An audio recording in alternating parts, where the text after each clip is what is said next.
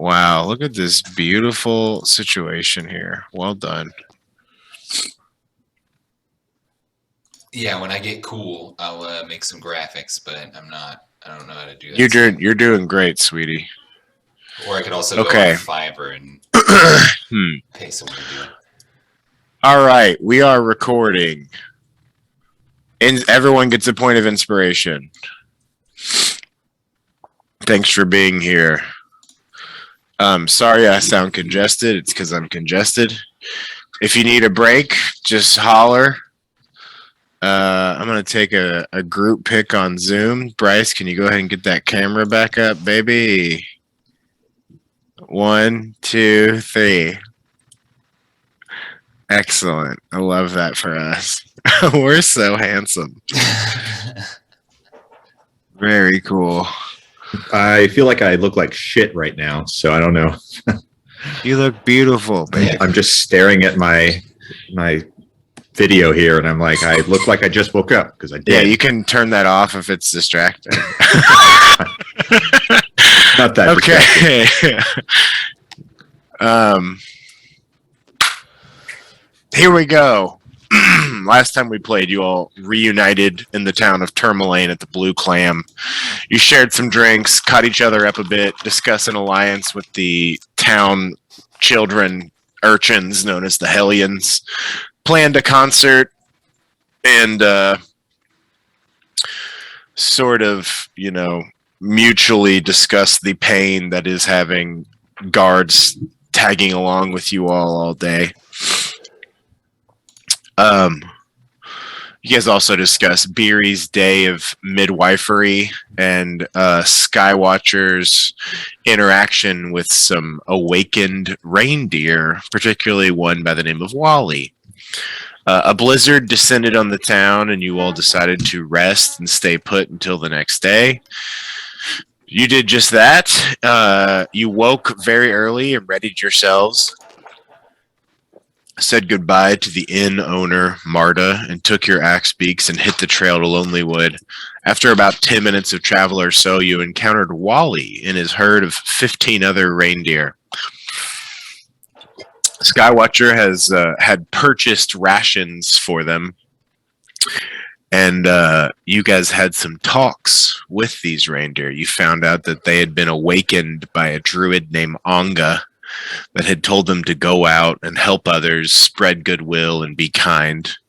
You also found out that they were not allies with the owls, black and white, that you all had seen intermittently following you all, and that apparently the owls work for a being by the name of Ravison.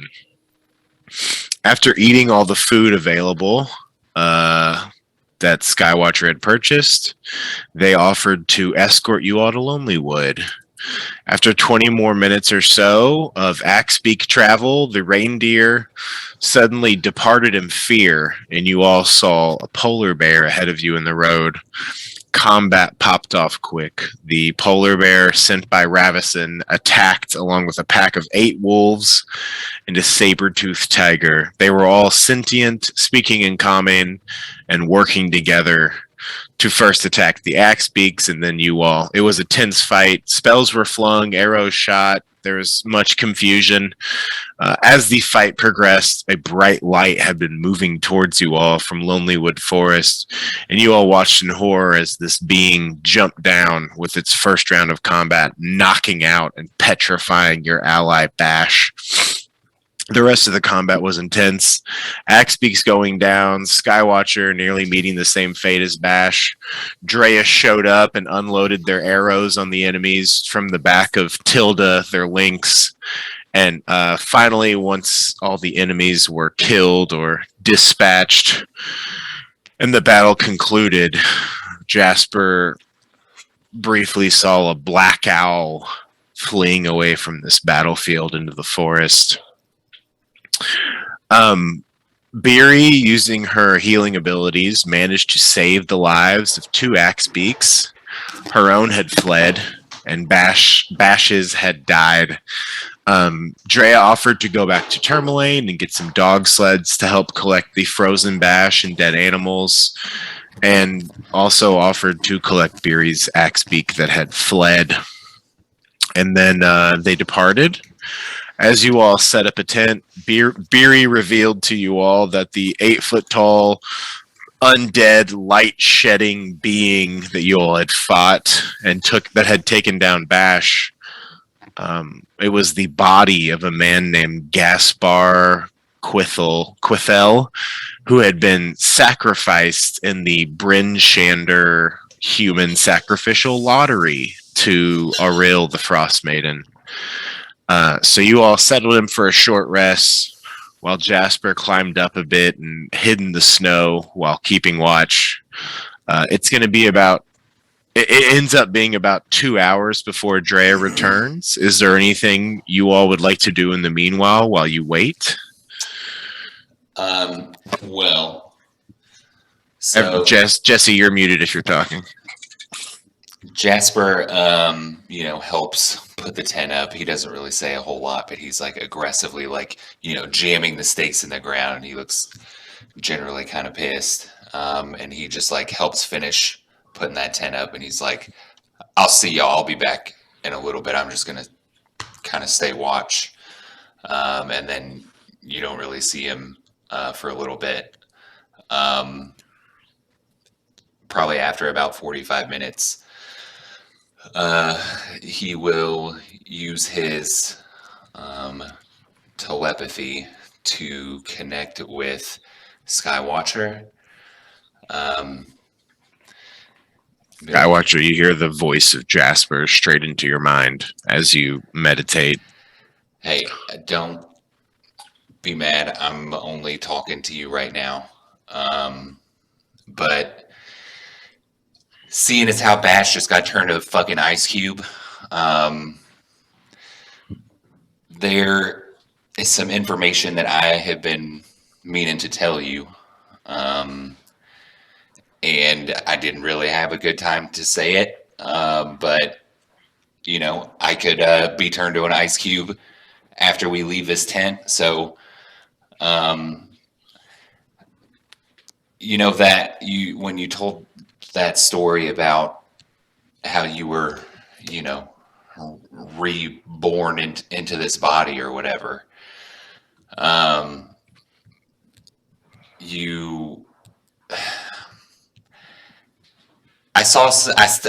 know what you were thinking, and we don't have to talk about that part of it, but when you were thinking about it, I saw like your memory of, being reincarnated and seeing that lady.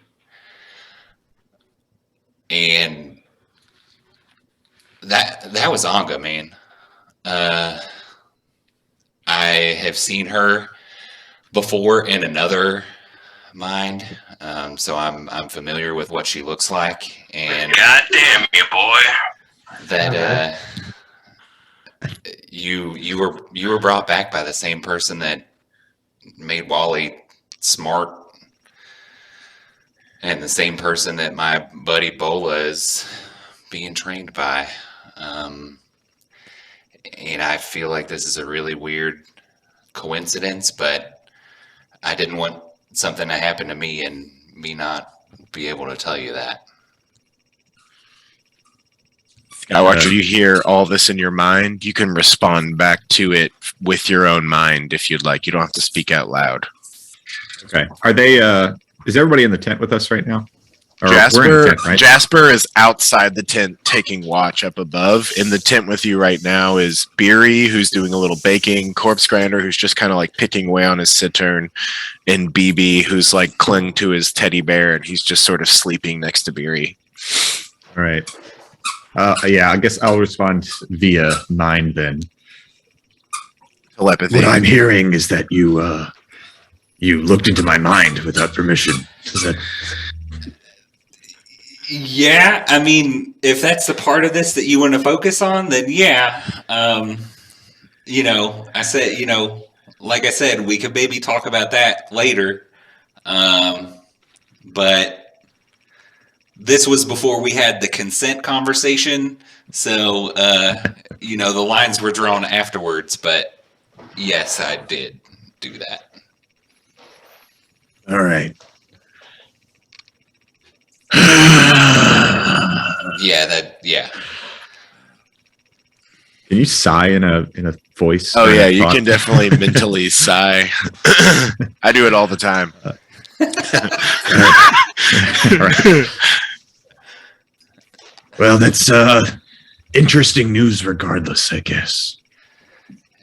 Yeah. And seeing as how I almost got strung up by them things in the cave, and this man made of light jumped out of the woods and basically killed Bash. I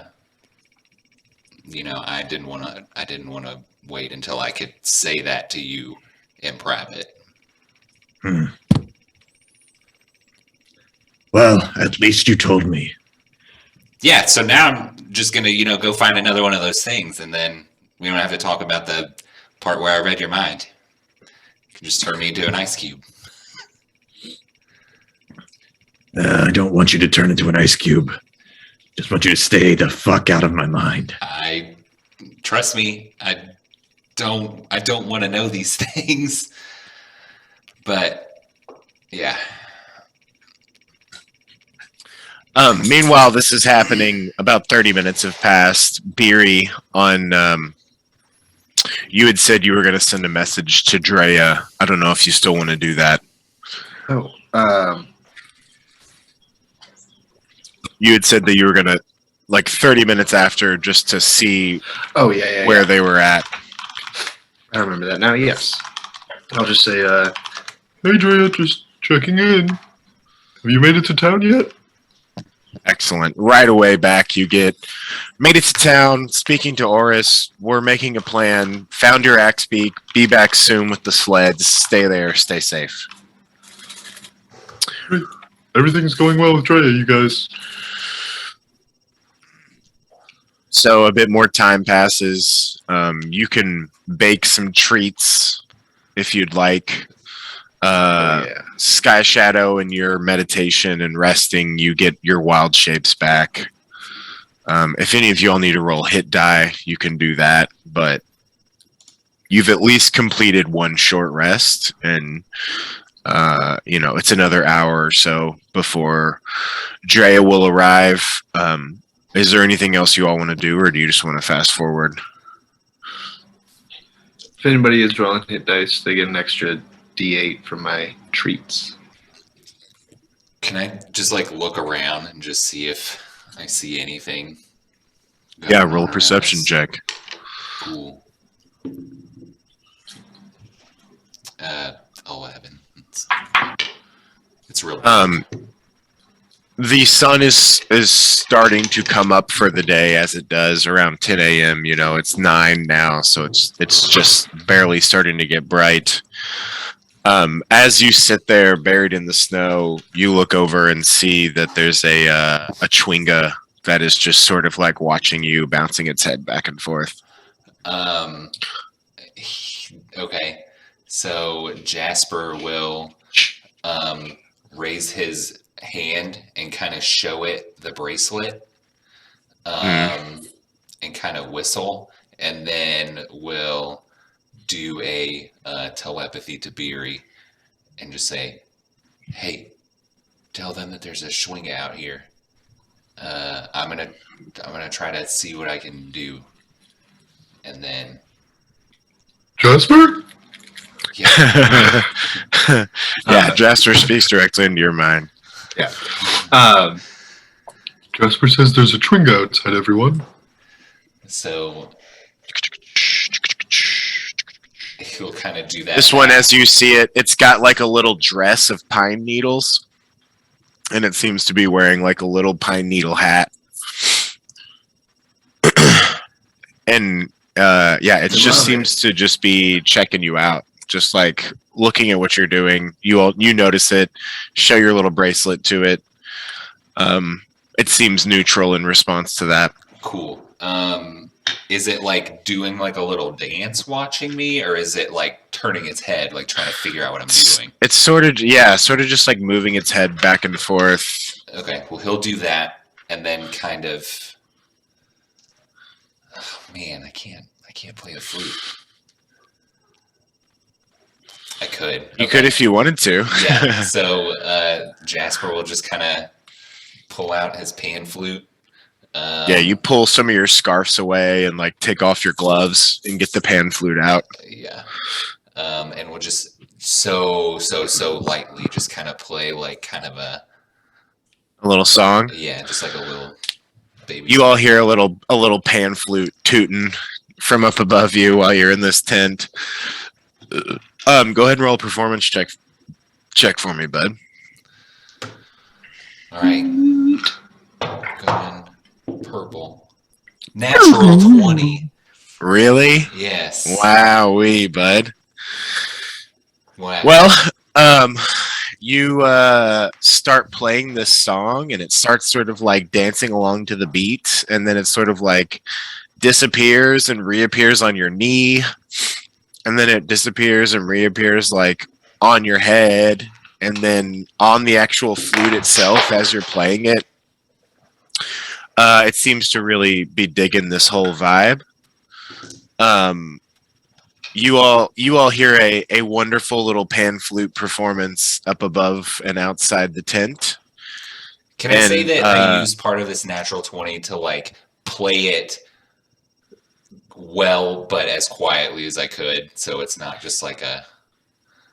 Yeah, for sure. Okay. You know, it's only the sound's only traveling about 20, 25 feet in each direction. Nothing too crazy. You're not like pan fluting into the echoing forest. None of that. Yeah, it definitely fully digs your vibe. And at the conclusion of the performance, it just sort of like crawls up on your shoulder and just sits there. I'll say, hey guy,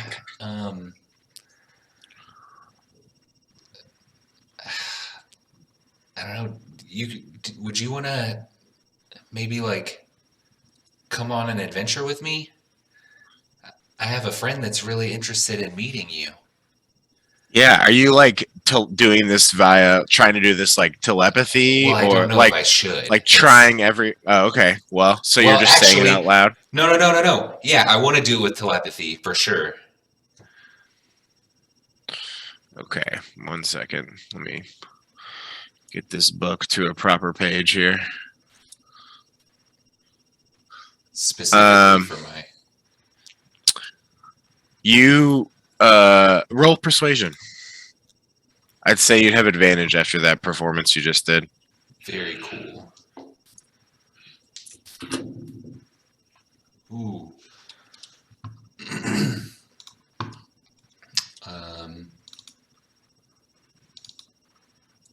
Sorry. That is 23. It very enthusiastically is like going along with your energy, and it just sort of like plops itself down, like it seems like it's just going to be chilling on your shoulder for the time being. Okay. Then I guess Jasper will put on his gloves and put his scarf back up and stuff the pipe away, and then we'll try to sneak back to the tent. Okay. Yeah, go ahead and roll a stealth check. 26.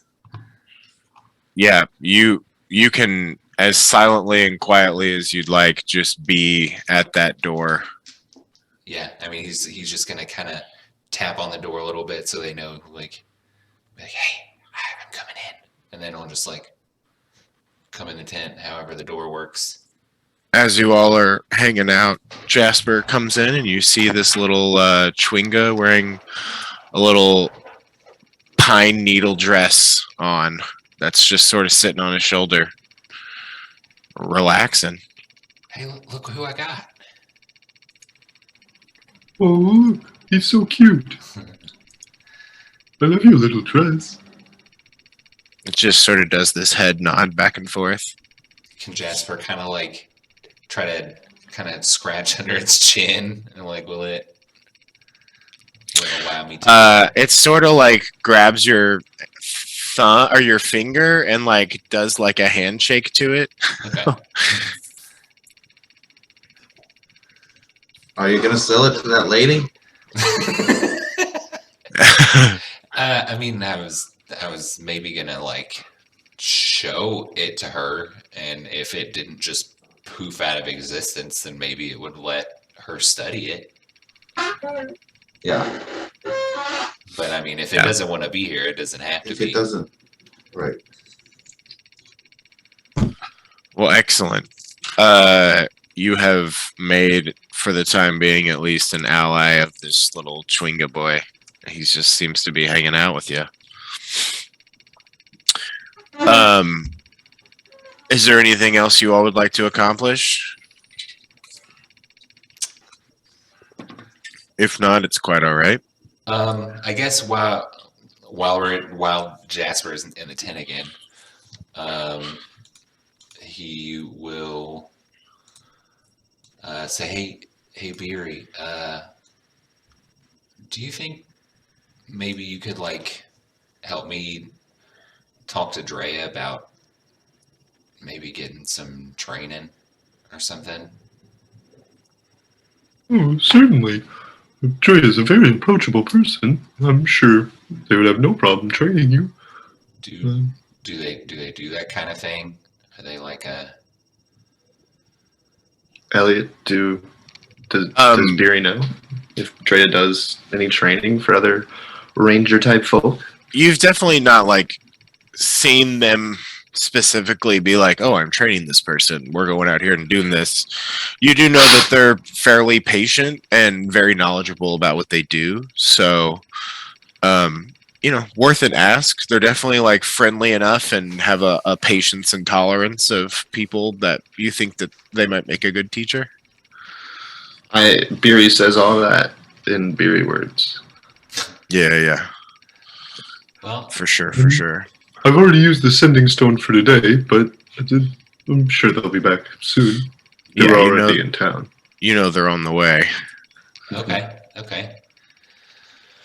Well, yeah, Drea really bailed us out of that whole thing, and I can just tell that they have a skill set that I think we could really use out here. So, I mean, I could use, but I think it would be beneficial for all of us. I agree. I also feel like we could have avoided what happened out there. But Well, I'll certainly help you talk to him. thank you. You bet. Excellent. I'm going to take the silence from Tony and Evan as their submission. At about 10 a.m., the sun starts to rise, and you all see Drea arrive on the back of Tilda, their lynx. Trailing behind Drea is Beery's Axebeak Gazpacho on a little rope. And flanking Drea are two like double wide dog sleds, both pulled by 12 large husky dogs, driven by these two bundled up figures, both in plaid and overalls, that walk over with Drea as Drea approaches you all. And they say, "Hello, Equinox," sort of like at your all's tent. I imagine at this point you all get out and maybe start getting yourselves together. Drea says, "So I spoke to the town speaker, Oris. He had great things to say about you all. We thought about it, and it seems like maybe the best place we could put Bash for right now is in the Comfort Hot Spring. Does that make sense to you all?" Sure, it might thaw him out. That's what we were hoping. And we got these two hunters here, and Drea, the two people next to them, one's sort of taller, one's a bit shorter and squat. This is Buckland, and this is Lawrence. And the taller and skinnier of the two says, "Yeah, you can call me Buck, and this over here is Larry." And Larry just grunts. They said that, they would bring their sleds and load everything up and help get it all back to town. Bash and these animals, and they'll even get the animals skinned and butchered. They just want like 25% of the cut from, these different animals, if you all are okay with that. And once you get back to Tourmaline, they'll leave your portion of the profits with Oris, unless you all want the skins and meat yourself. Would that work? That sounds wonderful. Yeah. Cool. Okay, great. You're a very talented broker. It just made sense. So if you guys are willing to help get the sleds loaded up, we can go ahead and get them heading back to Tourmaline, and then we can go to Lonelywood. There's just, some of this stuff's going to be heavy. Well, I'm Cool. not too strong, but I'll help you guys load it up. Skywatcher, can you help? Suppose. Cool. So you guys all work together and load up these sleds with Buck and Larry, putting all the dead animals in there. And so it's 7 wolves, the polar bear, the saber-toothed tiger, the one dead axebeak, and then on one of the other sleds, they put Bash, who, when Bash was alive, he weighed over 300 pounds. And now that he is fully frozen and petrified, it's closer to 2,000 pounds that he weighs. It seems that it has increased his weight dramatically, this process of being frozen. So you all sort of shimmy and drag him onto the sled, put his body on there. There's a moment where he sort of like falls and hits it. Nothing cracks off. He seems rock solid. And quick enough, you all have these sleds loaded up. Larry and Buck turn around. We'll be back in Tourmaline. We'll leave your stuff with Oris. Did you all just want the money, or did you want some of these skins? You guys, Were there can you any? guys think of anything we could use that for? Were there any good, like, eating animals, like any elk or? It moose? was 7 wolves, a saber-toothed tiger, a polar bear, and the axebeak. I guess I don't know Okay, what I didn't axebeak's like, but no, not all the elk got away. I feel like axebeak might be like chicken. I'll take the axebeak meat. All right, we'll have that set aside for you. Y'all, the bottom side of my coat is made of, it has white fur in there. I don't know if you guys would want that polar bear skin to maybe make some snow clothes, but I feel like it helps me be sneaky. I don't really think it does anything though. I could always stand to add a few more scraps to my disguise kit. All right, so you all want the polar bear skin too, then, or the fur? Sure. Yes. All right, you got it. Cool. They will get that skinned out for you all. You all want the meat from the axebeak and skin from the polar bear, or the fur.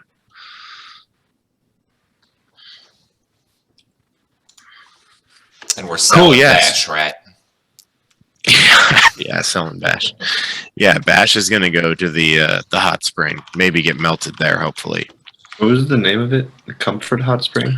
It was the Soon's Comfort Hot Spring, I believe. Hold on, let me look it up real quick. Yeah, that's it.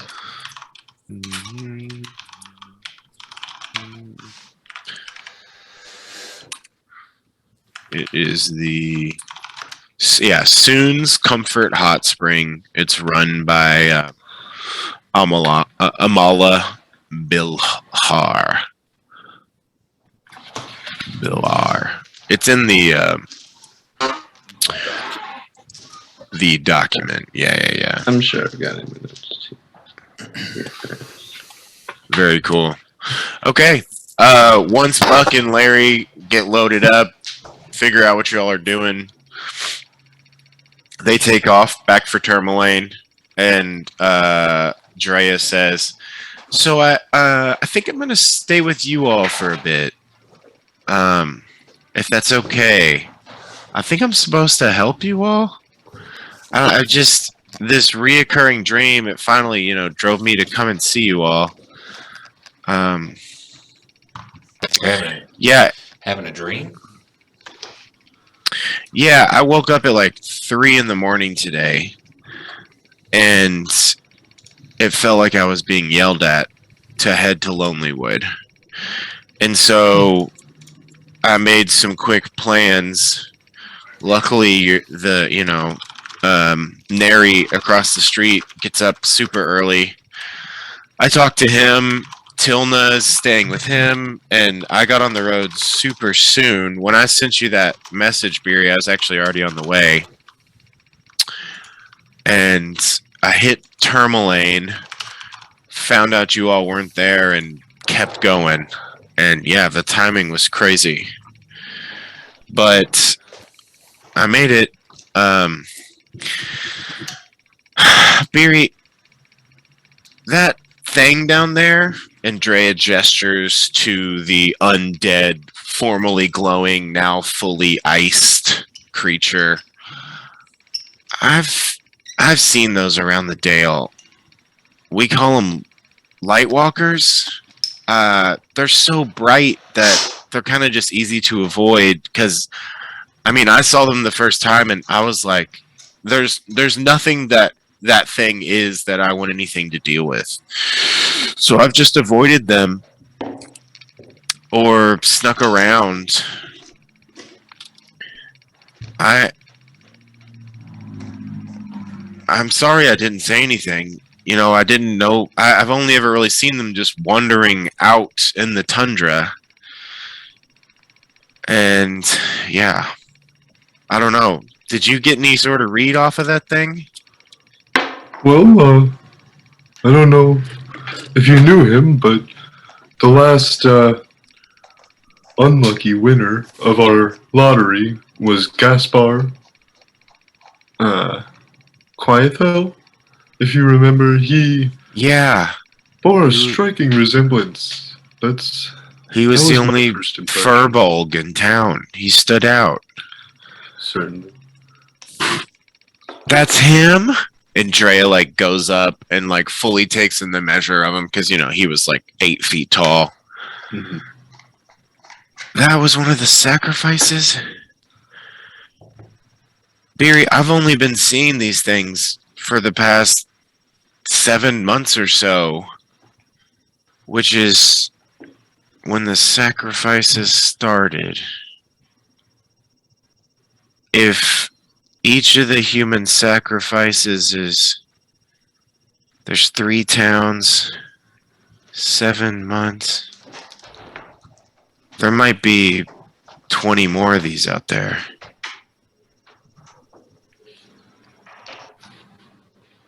Oh, God. Sylvanus, keep us safe. Okay, well, we should get going, huh?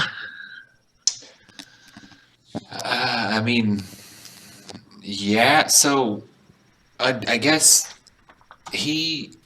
Gaspar was sacrificed out of Brinchander, but he was up here in the woods. Do you see these things localized to any area, or? When I've seen them, they're just sort of wandering out in the tundra. Well, that was horrifying. That fighting that thing, it was crazy. I feel like it was immune to poison. Or maybe I just did, maybe I didn't get it good enough or whatever, but I was trying to slow it down and it didn't seem to do anything. Is it some kind of undead or something? Well, You look kind of dead to me. Huh. I don't know. This is... If this is what the human sacrifices are doing, this is... Drea just seems pretty just upset and confounded by this situation. Yeah, put whenever a you... What's hand that? on I'll put a hand on their shoulder and say,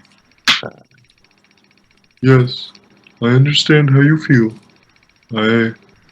I've come to some of the same realizations myself."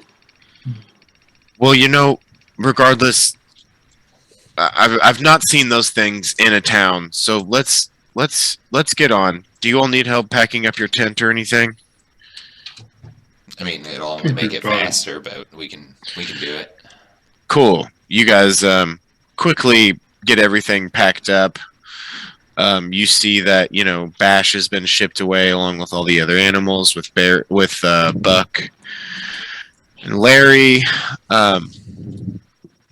This frozen remnants of the cold Lightwalker is left behind. And you all Actually, mount. can we burn it? Should we burn his body in case something else comes by and does something? We should just burn it for fun. Do you guys? Can any of your all's fancy magic do fire stuff, or do we got to do it the old-fashioned way? A fire. Just Hold your produce flame up to it. Yeah. Let me take a look real quick. Is produce flame like when you throw it? Is it like a fire, like a Yeah. fire bullet, Fireball. or is it like you spray fire out of your hand at somebody? It's like a Okay. little Hadouken Street Fighter flame in his hand. That's what I figured. And if he throws it, it sort of like spills over, whatever. You know, I'm not going to make you roll. If you want to spend a few minutes, you can just sort of like throw flame at this, this cold light being, and after a little bit, while they're packing up the tent and getting everything ready and mounting up, Skywatcher's just throwing flame at this thing, and eventually it just sort of either melts or breaks apart, and there's just this black pile of sort of sludge on the ground. But yeah, you destroy its form. As he's doing it, Jasper's just kind of standing there, watching, and he kind of kisses the coin necklace, and then kind of tucks it back in, and then just walks off. Mounts up. Yeah. Okay. And with that, you all depart. It is a quick 30 minutes the rest of the way to Lonelywood. Drea scouts ahead from the back of Tilda and keeps their bow just like available as needed, but you all encounter no more threats as you ride along on your axe beats. Jasper, the little Chwinga, sort of like pops down to be basically riding in front of you, like you guys are riding this axe beat together. Skywatcher, do you turn into anything as you go?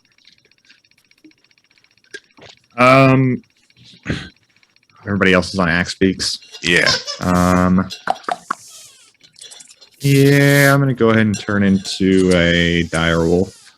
Perfect. Yeah. Easy enough to keep up with the group as you hoof it along in your wolf form. Excellent. I'm going to, let's just take a quick little 2-minute break. I'm going to use the restroom and blow my nose as much as possible, and then you all will arrive at Lonelywood.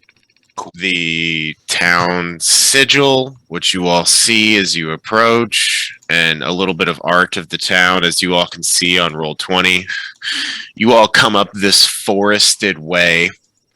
You pass a few buildings, and you can see ahead down the street docks in the lake, and it seems as though the thermal vents that were keeping Tourmalane's docks open also extend to Lonelywood, as you see actual water and not solid ice.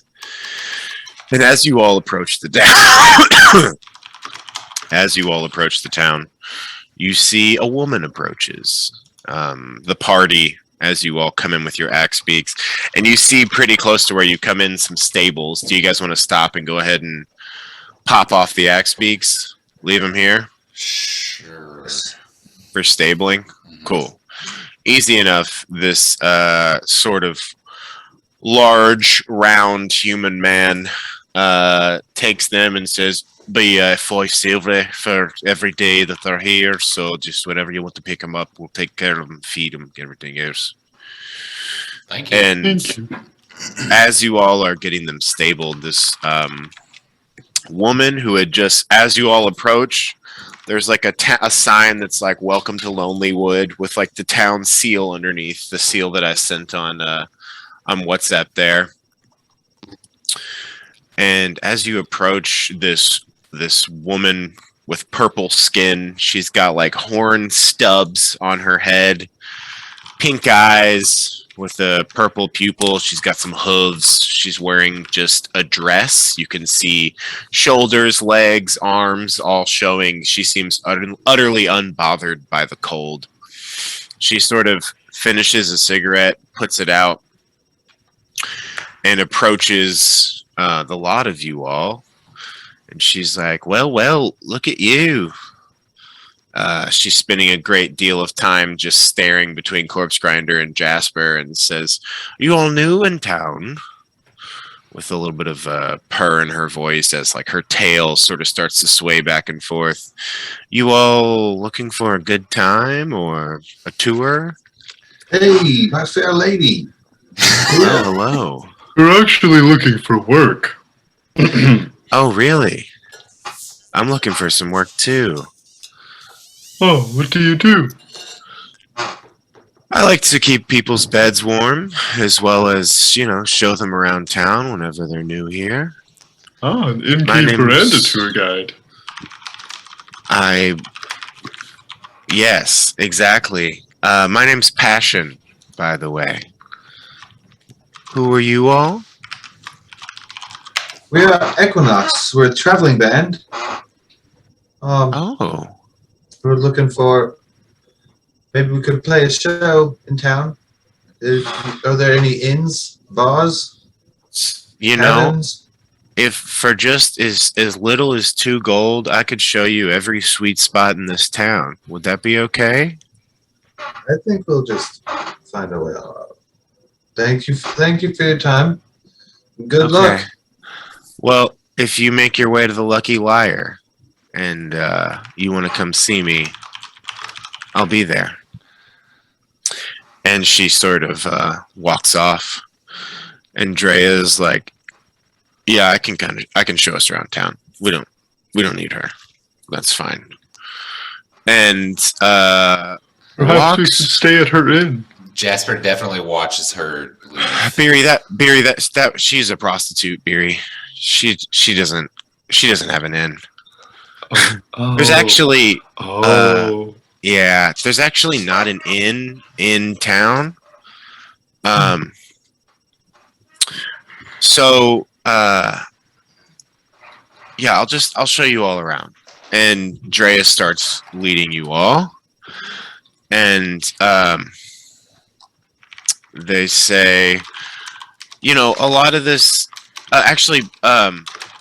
Beery, go ahead and roll me a history check with advantage. And Drea sort of speaks up and says, this place was found by a Symbian family. It's mostly loggers, fishers, grimshanders that sort of are, scratching out their own living here.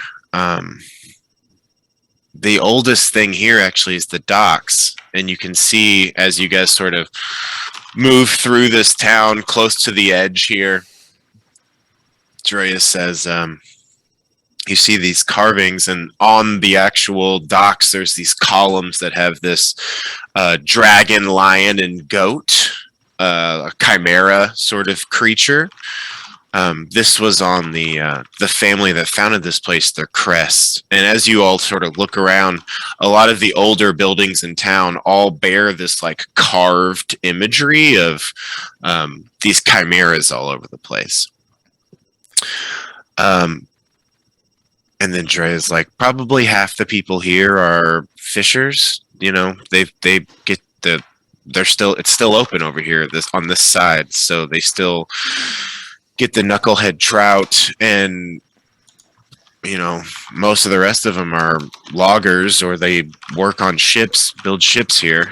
A lot of the timber that comes from here goes to the other settlements, since this is the main forest in the Dale. And Beery, what'd you get on your history check? 18. Excellent. So what you have heard about, and this was a lot of this that you picked up from Hilda, your old neighbor, was that as long as the Tin Towns has existed, Lonelywood has attracted the region's shadiest elements. From unrepentant thieves to cold-hearted killers, the thick forest looming behind the town concealed a lot of dark and sordid dealings that sometimes transpired here. But despite, you know, attracting criminals and miscreants and all sorts of folks in between, Lonelywood's not a place where, you know, people just get murdered in the street. There's this very practical reality of survival demanding that like the people that you work with and live together need to just move forward, not dwell on history, and just, you know, do what you need to do. So it's really easy for visitors to make friends here, but that can go really bad if you dig into the past, as far as like asking someone a bunch of questions about how they got here or why they're here or what they did. It's more just like, here we are now, like, let's look forward. A lot of people have come here to escape the life that they had, which, you know, I feel like for almost everyone in this group, there's a little bit of a feeling of that. So yeah, this is Lonelywood. It's a small town. The places of interest here, Drea speaks up, are the Happy Scrimshander. That's you can buy. You know, they have a lot of Scrimshander tools because there's such a big trade here. And they also do tattoos there, which is pretty cool. There's not a lot of places in the Dale that do tattoos. There's the Lucky Liar. That's the tavern that is in town. Their drinks are usually pretty cheap. There was an inn called it's called just the Ramshackle now, but it's been closed for a while. I think it's just abandoned. There's a used goods store, sort of, you know, buy, trade, sell type deal called Pavel's Used Goods. Skywatcher, you might have an interest in this. Just a little ways outside the town in the forest, there's a place called the Queen's Garden. It's a shrine to Mialiki, the goddess of forests and the woods. If you want to check that out, I think that you could gain something from that, but it's up to you. There's the speaker's house as well. Nimsy Huddle's her name. She's a very sweet old halfling woman. Some of the leather work that I've had done, I've gotten done at Tack's place, and she points out this like sort of large wooden shack type area. You see a lot of like tan skins outside of it under a roof. He does a ton of like leather working, and he's made some fine cloaks, things of that sort. And then there's the Golden Lodge, which is a shrine to Joaquin, the goddess of commerce. That's pretty much it. Most of the rest of this is houses. And yeah, this is hands down the smallest town you all have been to yet. As you can see, it's just like 4 streets for the whole town with little offshoots. And Jasper, can you give me a perception check with advantage as you're walking through this town, as Dre is sort of leading you about? Okay, so I was gonna say Jasper's looking for scribblings and such. You said perception? Yeah, perception with advantage. 21. Cool. Do you care if the rest of the group hears, or do you want to take headphones off? They can hear it. That's fine. Okay. Every building in this town is marked with thieves' cant, for sure.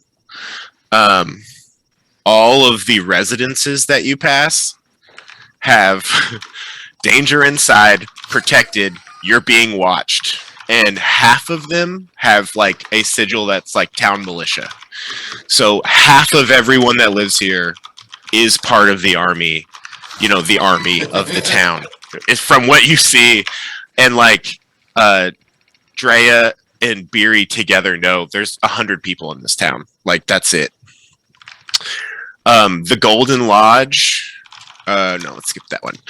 Tax Place has danger inside, protected, you are being watched. The Speaker's House has danger inside, protected, you are being watched. Children inside, safe resting place with permission and free food here. The Queen, you haven't seen the Queen's Guard and you haven't seen the Golden Lodge. Pavel's Used Goods, as you passed it, had danger inside, protected, you're being watched. People inside will fight and fence. The Ramshackle had abandoned and unsecured. The Lucky Liar had protected, you're being watched. Cheap drinks, people inside will fight. And the Happy Scrimshander had danger inside, protected, you're being watched.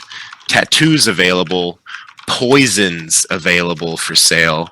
People inside will fight. Yeah, and that is what you all fully take in as you make it into town. Here you are. You've arrived in Lonelywood. What would you all like to do?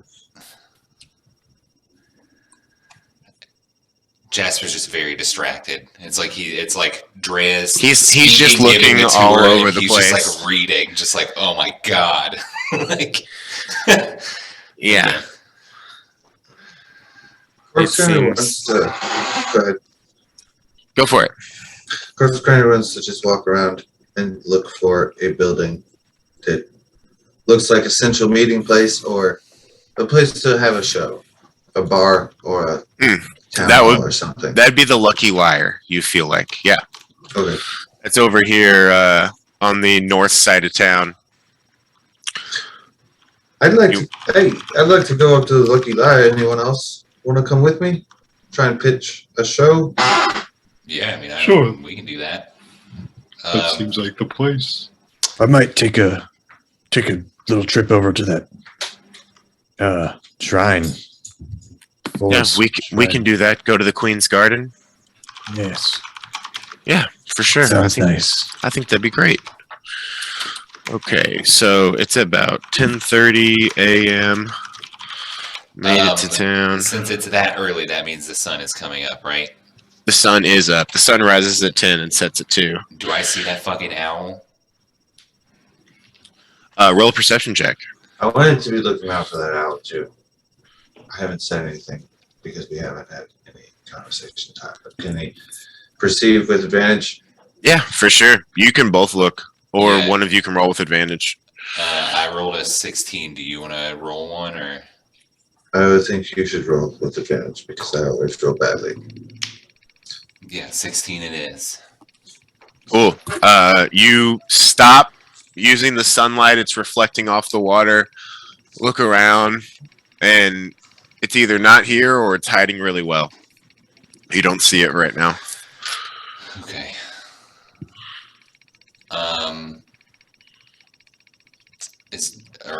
Is Drea like finished with the tour? Are we?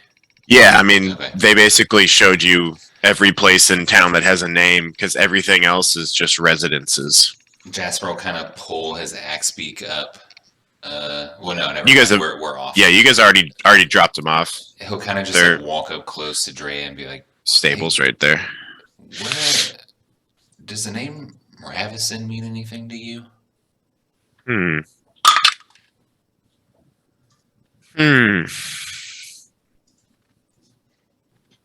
No, not off the bat, but why? Who is that? We don't know. I think it's like a druid or somebody. When it sounds crazy, but when we got attacked, well, maybe we shouldn't talk about it out here because we don't know who this person is, and maybe they're listening. Yeah, that's fine. I will say though, I have encountered in my times and travels, there are frost druids in the Dale that sort of travel around, doing their own business. I think there's a circle of them. I think that's what they call it when a bunch of druids get together. But I don't know. It's sort of just seen them in passing type thing. I haven't really interacted with many. Okay. Anyway, you all make it to the Lucky Liar. As you let me do the old tavern music. Oh yeah, I'm gonna turn that up.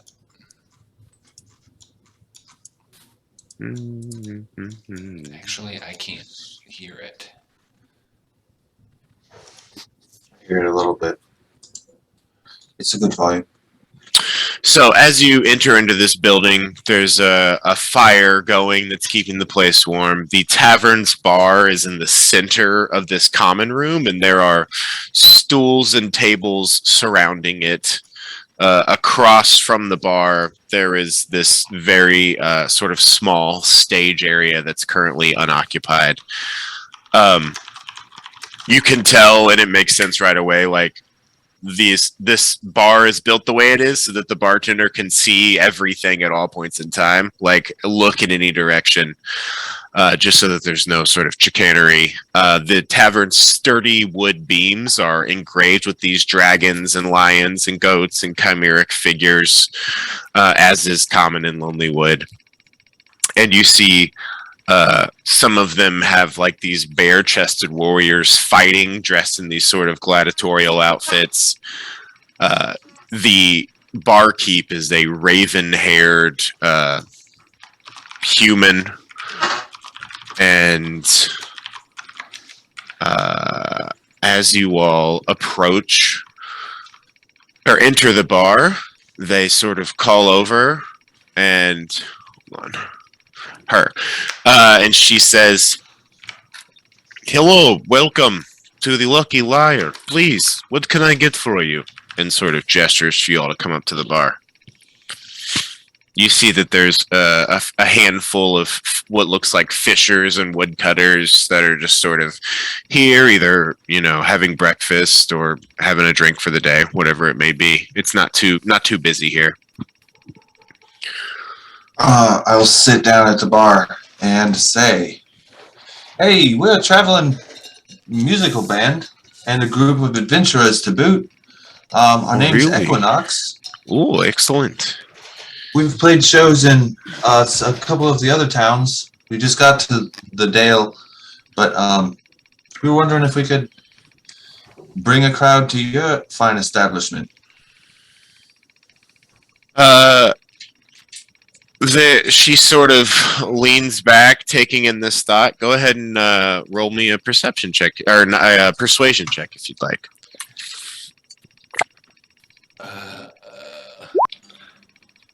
While he's talking, can I look around for threats? Yeah, roll perception. I am uncomfortable. Can I have guidance on that? Yeah.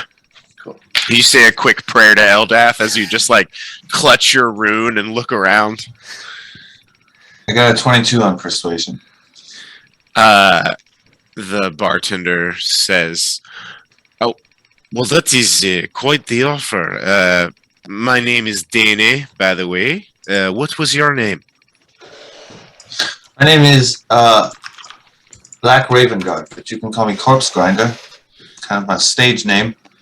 All right. And you said your band was named Equinox. What sort of music do you play? Oh, all kinds. We can do tavern favorites, so just improvise for long periods of time. My personal style is rather loud and busy, but we can do anything. We've had smashing receptions the past couple of times we played. Well, I don't see why not. When would you want to play this show?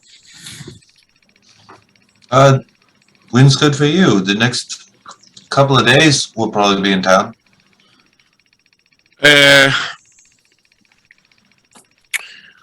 You know, it just depends, I guess, if you want to invite more people here. You know, there's probably only 100 of us here, but if you want to spread the word around, we could do it tomorrow night or the next night, whatever you want to do. Yeah, I think tomorrow night will be enough time to tell 100 people about it. All right. This is something good to me. Do you want the, let's say, drinks are covered, and how's if you can get, you know, most of the town here, I'll pay you 20 gold or so. That sounds good. Can we ask for tips as well? Absolutely, yes. I do the same thing. And then, like, sort of gestures to a jar on the bar. And would you like to drink anything? By the way, the drinks are half off today. Oh, what's the occasion? Shouldn't. It's a cold day. It's good to keep warm. I really shouldn't, but I guess I can. Guess I have time for one whiskey. Excellent. Yes, is very cheap. Make that two, please. Okay. Anyone else? Beer, you want one? No, it's a bit too early for me. What did you say your name was, madam? Dane. Danae.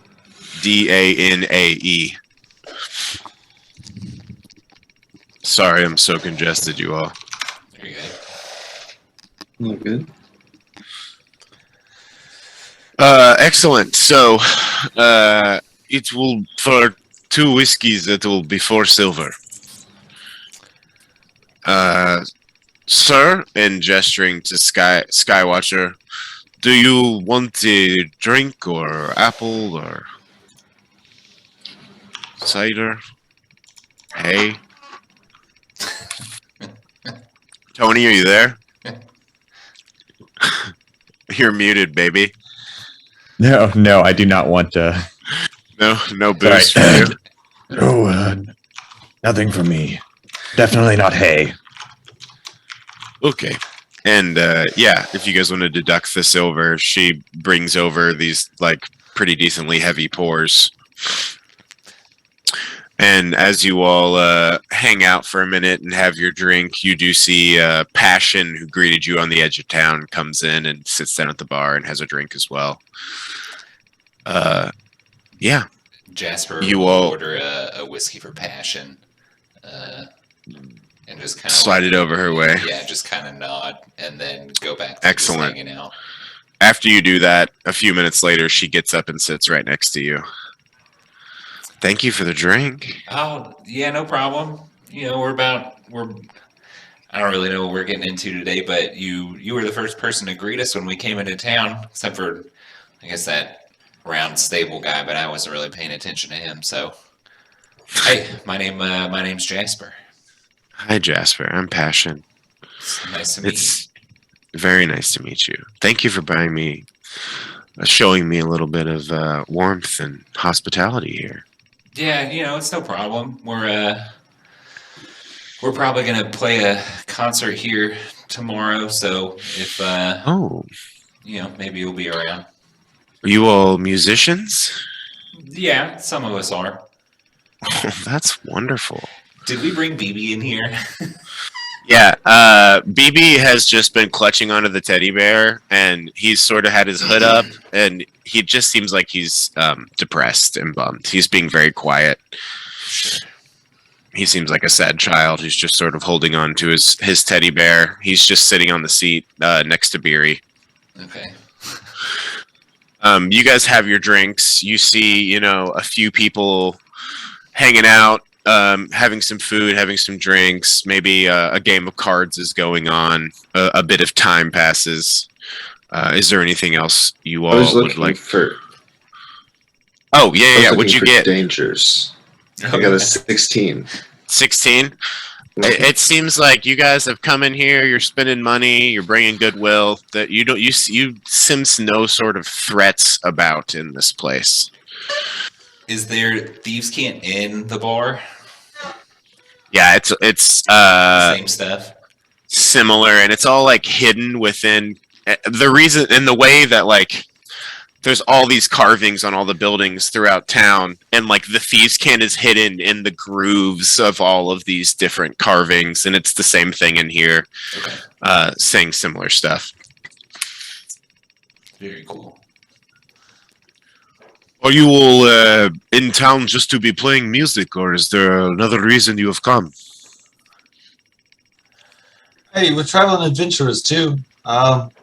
We heard something about wild animals attacking people. Do you mean the white moose? That's the one. Yes, it has been quite the bane to the area. And you see one of the men at the bar sort of says, "They killed my friend Chuck. Took him right down." Oh, I'm sorry for your loss, sir. What? I am too. Does anyone know why the moose is so ornery? We just going out to the woods to chop down the forest and get the wood that we need to keep these fires going. I don't know. Some of these animals out here talk. Has anybody lived to say whether or not the moose said anything? Or I don't. I've not heard that it said anything, but there are some talking animals in these woods. Which have any of them talked to you? Yeah, I was out there and I was going after a reindeer, and I hit it with my bow, and it started saying, "Oh no, I've been shot." That really freaked me out. So I stabbed it in the neck so it would stop talking. It was truly terrifying. Right on. That's funny. Cool. Does he look like disturbed, like when he's saying that? Yeah, for sure. There's a real like hollow look behind his eye. He looks like he's looking into like a painful memory. It replaces the like. It went from like haunting sadness to haunting depression, or like from his friend dying to like having to end the life. And as you all mention the moose, Dana says, "You might speak to Speaker Huddle. I believe she is offering a bounty if you can put an end to this moose." You Is know it of a anyone? talking moose? Or why do I have this accent right now? I do not know if the moose can talk. I do know that it has ended the life of several of the loggers and hunters in this town.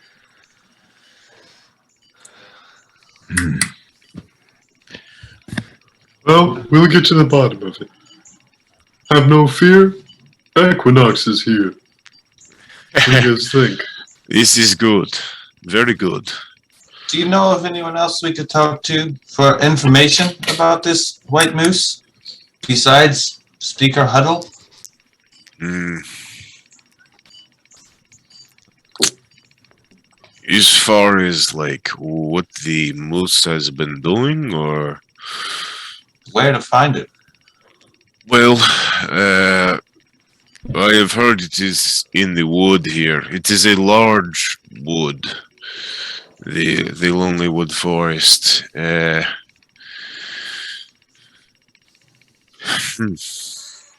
I don't know. Apparently the shrine to Mieliki.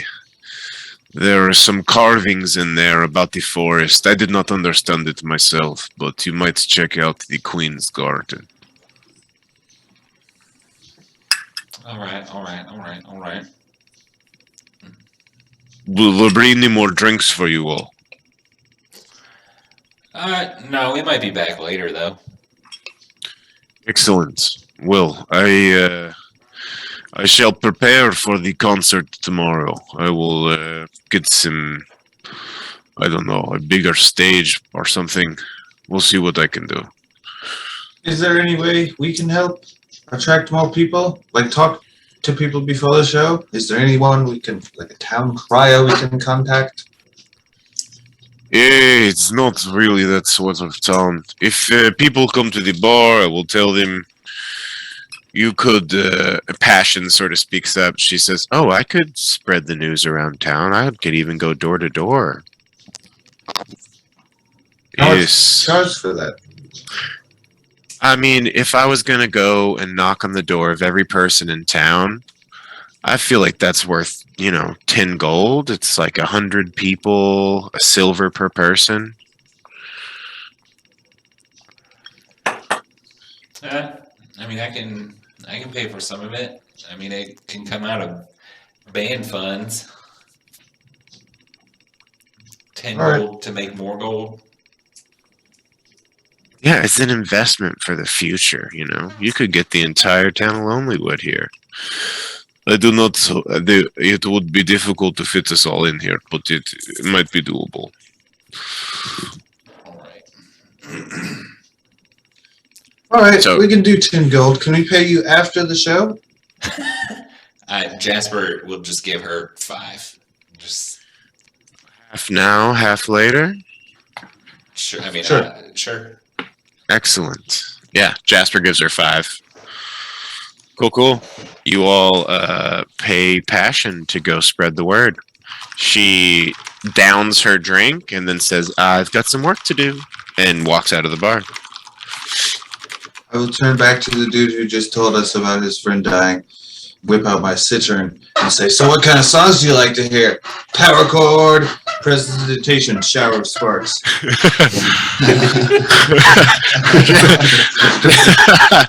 Roll a quick little performance check. That's amazing.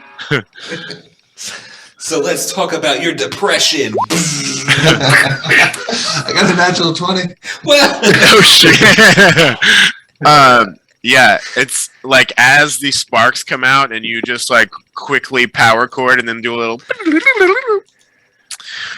the layers of emotion that he melts through quickly to just arrive at awe are just immediately fade away, and he's like, I like songs that I can sing along to some that I know the words, tavern songs like that. But that was whatever you play. I think I'm gonna like. That was impressive.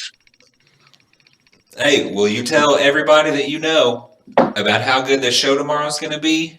And we'll play way more of that stuff. I'll tell. You got it. Yes, absolutely.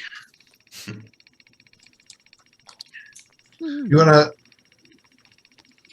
Can we just say that I go over a list of popular tavern songs that I know, and he maybe tells me some other ones that Yeah, I don't you have on that name list? off like a dozen, and 4 of them right away. He's like, that one for sure.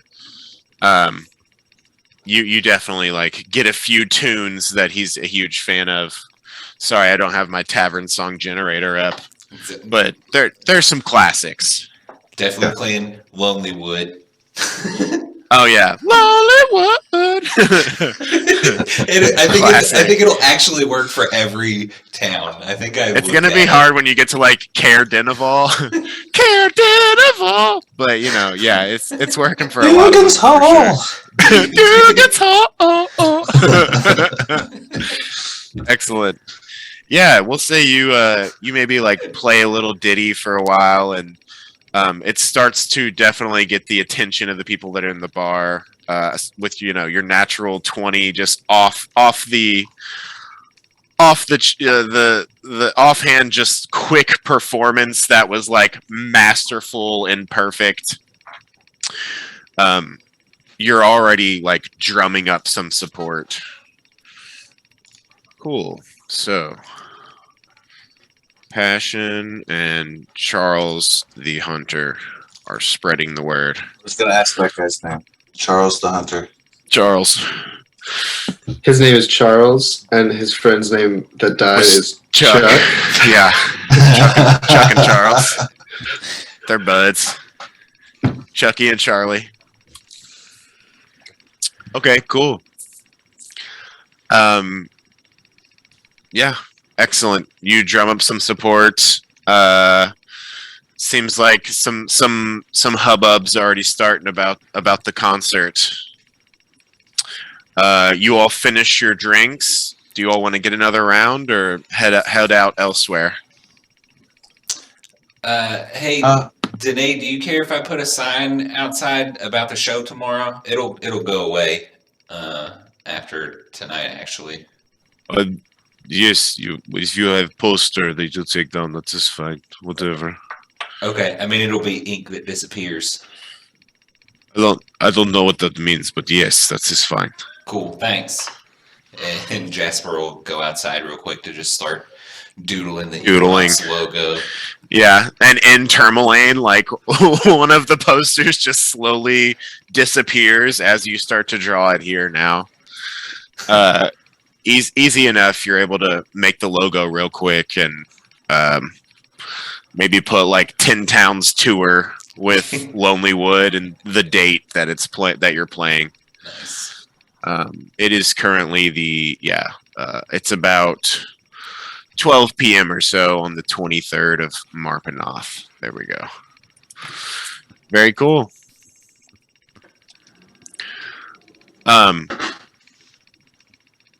Very cool. What's next? What is next? Well, I think we should probably head to the Queen's Garden and check out those carvings that the bartender mentioned. Where I Seems would like our first go. clue. Oh yeah. Or wait, I mean, Did you want to have already broken off and gone there? Sorry, I guess I was playing with you being here. Yeah, that's okay. I wasn't Cool. that worried about the. Excellent. Yeah. So you all finish your drinks, pay up, head out. Jasper, you finish the poster real quick, and Drea leads you all sort of like north of town over here. If you guys see where I'm pinging on this map, further up, and like actually using this trail here, the path opens into an interesting little area in the forest. Changing the music real quick here. Oh, now I can hear the music. I couldn't hear the last one. Interesting. Cool. This one's playing. Here we go. All right. As you approach this area, you see a sign that says the Queen's Garden. It has all sorts of carvings on it, like the rest of the town. Bryce Jasper sees in Thieves' Cant, temple protected by the gods. You're being watched. Healing offered here, and druidic magic beware. Like people with druidic magic should be wary of this area, or beware of okay. druidic magic. Like, Yeah. Gotcha.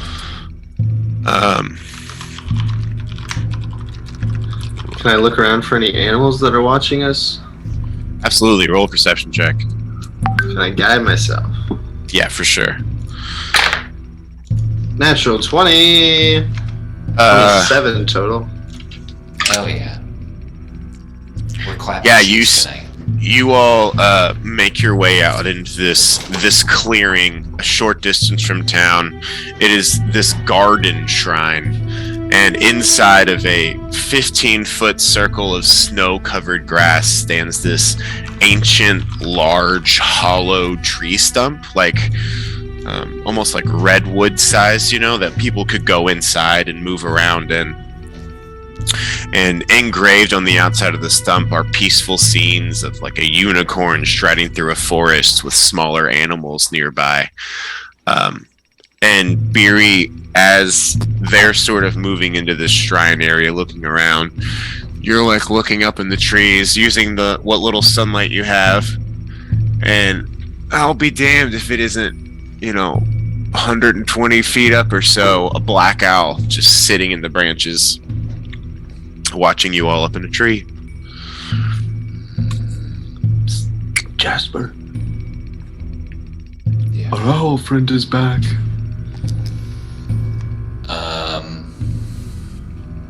I'll try to be like real sneaky, but be pretty conspicuous about it. Yeah. Pointing upward. Up.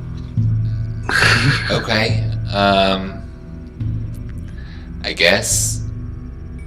Can Jasper sneak towards where? Like, is it high enough to where if I got under it, it would be within 60 feet? If you got under it, it'd probably be about 80 feet. Okay, never mind then.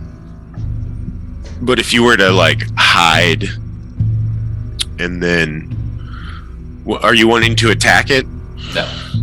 I was Okay. gonna see if I could. If you got under the tree from where you are, I'd probably be about 80 feet away. Okay. So, you all move into this sort of garden area. You find this large, open, carved upon tree stump. Do you go inside of the stump? It seems like there's more. You can see more carvings on the interior of it. Yes. Cool. You all move inside, and you see carved depictions of druids calling down lightning and rangers firing arrows at hordes of orcs and goblins. These scenes seem to show the defense of Tin Towns from the battles that happened here over a century ago, as well as a sort of offensive against orcs and goblins settlements in the area that had been plaguing the people that lived in this town. Beery, as you know, there have been more than a handful of orc invasions of various Tin Towns throughout the past century or so. In the very center of this tree stump, you see this a smaller, more narrow tree stump carved upwards with this spiral around it, and it ends in this sort of fountain pool. And despite how cold it is, you see that the water is moving and flowing through this fountain, coming up and going down and coming back through.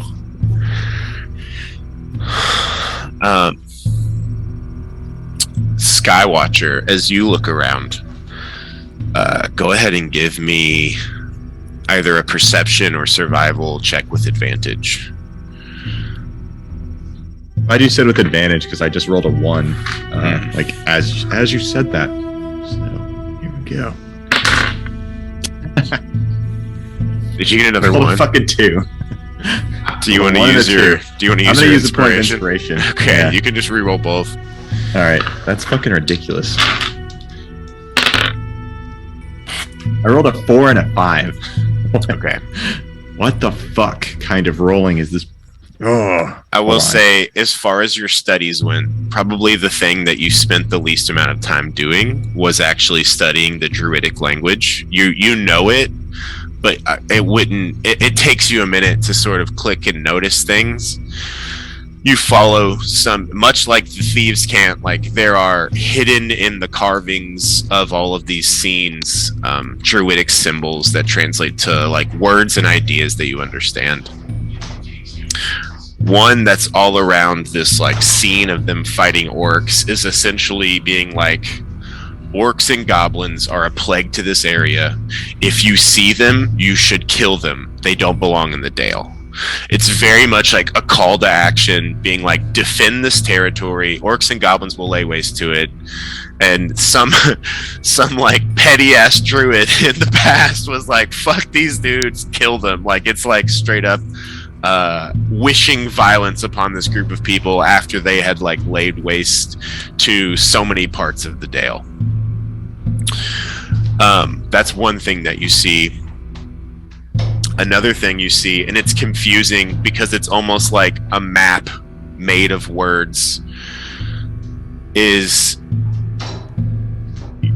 looking over this, you can tell that there is some sort of elven tomb within the forest of Lonelywood.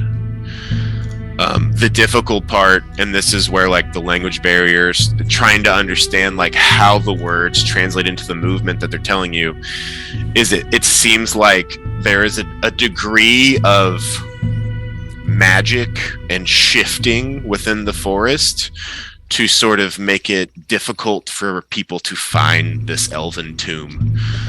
With that check that you made, you don't understand the pattern, but what you do garner is there's an elven tomb in that forest, and there are magics in the forest specifically made to make it difficult, but not impossible, for people to get there. You think maybe if you spent some more time with this, you could probably figure out a better path. But at the time being, you get that. There are definitely a few other things here, but for the time being, that's what you notice. If you want to, set aside an amount of time to just hang out in this shrine and study it more, we can double back on things that you find. But those are the two things you pick up at first notice. Okay, cool. Oh, and you think that this water in this fountain can heal you if you touch it. That's the other thing. Around the outside of the rim, it's like the healing waters of Mialiki. All right. Guess I'll relay that information. I don't know if you want me to actively No, you're good. go through all that. You describe that to the group. I think Jasper will go up and just like touch the water, because why not? Yeah, are you wounded at all? No. It's like disgustingly enough, it's like body temperature water, but it's very clean and pure. But yeah, warm to the touch. We will also go up and touch it and pay respect to another deity. Yeah, for sure. You say a prayer and an offering. Would it? I guess. Roll religion for me real quick, Jesse. Would it make sense for me to be able to bottle some of this? You can try that if you want. Okay. 15. Jasper has an empty healing potion, 8-ounce bottle, that he's gonna fill up with this healing water. Okay, cool. Yeah, you pop the top, put it in the water, and bloop, bloop, bloop. And as you offer your prayer to Mialiki, you all are coming here as a team of adventurers that are seeking to rid this forest of things that plague it. You all giving that as your offering in a way, like a promise of assistance. You can feel a balance of like, then yeah, take these waters with you as you see Jasper filling up this bottle. Seems at balance and peace. You take this bottle of water, plug it, and for the time being, it's still warm. Nice. Cool. Yeah, I would say bottle of water from the Queen's Garden. and I fill one of my 2 ceramic jars with lid with this water. Yeah, for sure. You do the same. I would write the same thing down. From the Queen's Garden is better than an 8-ounce bottle of Mia-leaky water. Yeah. Me leaky water. You Me leaky. Me leaky. This whole time, Corpse Grinder is like as close to the door as he can be while still keeping an eye on everyone, like not becoming You're not separated from chilling them. in the actual shrine. Yeah, just like shaking my head, Excellent. looking bored. So, do you all want to try to find this elven tomb? I'm kind of intrigued by the idea. I think that's a good idea. Sure. It may What if leads to some evidence of peculiar goings on of this forest, if nothing else. Yeah. What if Andrea sort of speaks up? There's a moose that's messing with people. There's an elven tomb that's obscured by magic to make it difficult to get there. What if the moose is just guarding the temple? These people are just stumbling near it. Yeah. I mean, I don't know. Just a thought. Sorry, it's stupid. it's not stupid. I suspect the moose may have a splinter or something that is hurting it. Something in its paw. That's my theory. Yeah, that makes sense. Perhaps it ate a bad loaf of cheese. Yeah, those mooses always finding cheese in the forest. You can't, We think can't this- talk to them, so you can just ask. I think That's a they're good called point. Leaves. And it's a group of them. If there's a group of mooses, they're called meese.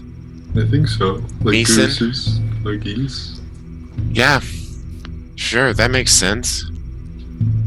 At least that's what they taught us when I was little. Do we think the moose is related or linked in any way to the black owl that's been watching us and sent those animals after us? And the guy from the tribute lottery. Is the owl still there? If I look up. Yeah, you look up and it's still just chilling there watching. Should we ask this thing to just come down? That's what I was thinking. Wait, Hello? you can See you. Come down! You yell at the owl. You see it rustle its feathers and then just fly off. Oh, Wow. That was not very effective. Well, maybe next time we see it, we should just talk to it and then it'll fuck off. There is some great power involved in turning the sacrifices into whatever that was.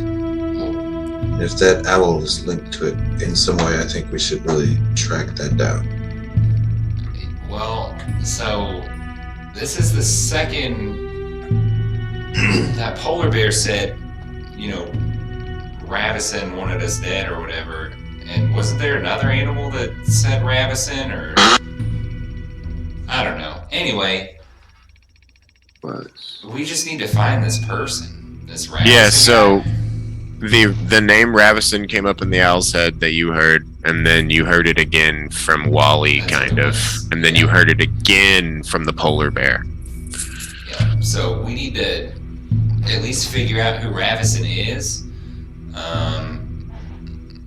Just because maybe we could find them and not have to fight them, but if they are awakening, if they're the person that awakened all those animals that then attacked us, maybe they should be awakening themselves in the morning, if you catch my drift.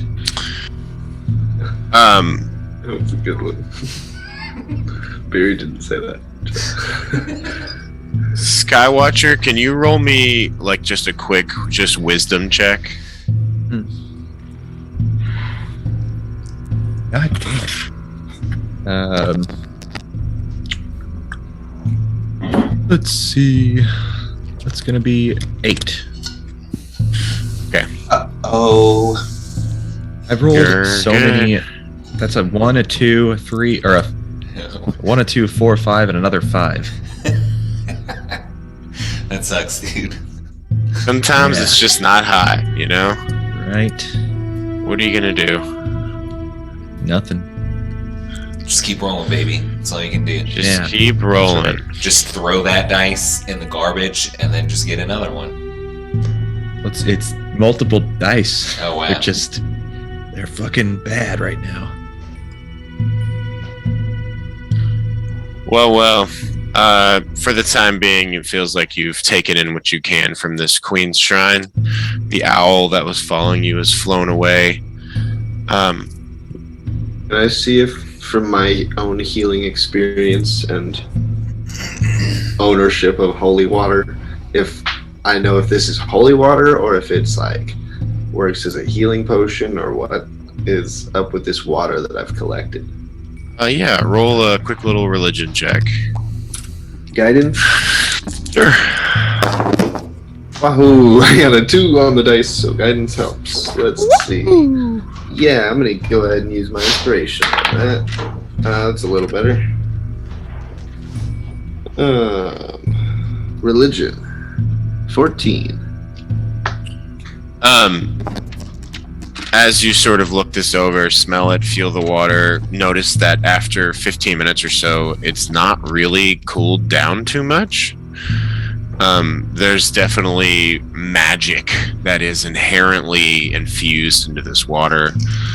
The fact that it said it was a garden, or a healing fountain, makes you think that if you were to drink this, it could heal some amount of wounds.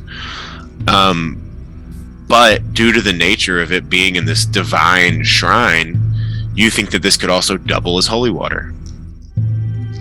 Nice.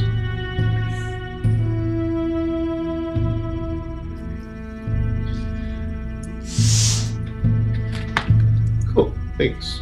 You're welcome. Well, Yeah, where would you all like to go next? I will say, after that day of fighting, I feel like most of you are down a lot of your more crucial abilities. I don't know if you all want to try and spend the night in town before you depart for any investigation. Well, there's no inn in town. Uh, Should we try to set up camp out here? I'll say, Jasper, you noticed that on the speaker's house it said, what was it? safe resting with safe. permission. Yeah. So, we could maybe talk to the speaker and see if they might let us hang out with them. Like, we could tell them, hey, we're gonna go check out this moose, but we don't have anywhere to stay. Can you let us stay here? And then maybe they'll say, oh, sure. What if That we make boy's camp sure to win. in the woods in the hopes that the white moose might, wander by and ask for us to remove the splinter from his hoof? Yeah. It's a little cold for some of us. I notice you're not really wearing any clothes, Skywatcher, but we got I've got this we got a couple this cloak tents. on. yeah, not much in the way of clothes. I personally would like to sleep inside somewhere if we could tonight. All right. I vote for the woods. Begging someone around town for a place to sleep in connection with this mission doesn't exactly give a good first impression on our adventuring group. Well, where would they expect us to sleep? Out in the cold? I don't mind it. I mean, She's a really sweet Well, old that's not halfling sweet. lady. Yes, let's go meet the speaker. It's a good thing to do when you first get to a town, anyway. Meet the new speaker. Well, new to you, you know. Sure. All right, Yeah. let's go. All right. Drea leads you all over to the speaker's house. As you approach, you see this large wooden building that was clearly built for humans.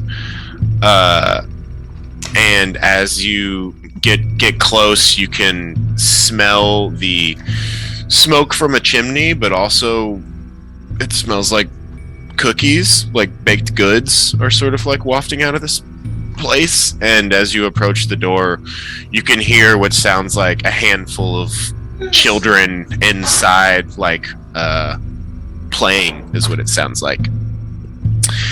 And as you knock on the door, you hear a "Hold on a second," and a few moments later, the door is open and unlocked, and you see this small, elderly halfling woman. I'll send you a quick picture of her. She's got a very distinct look about her. I sent it in WhatsApp. And as she opens the door, you see, she's a halfling. Behind her, there are 4 other little halfling children that are sort of scampering about, climbing up on furniture, chasing each other with little wooden swords. There's a fire crackling in the hearth, and the smell of baked goods sort of wafts out.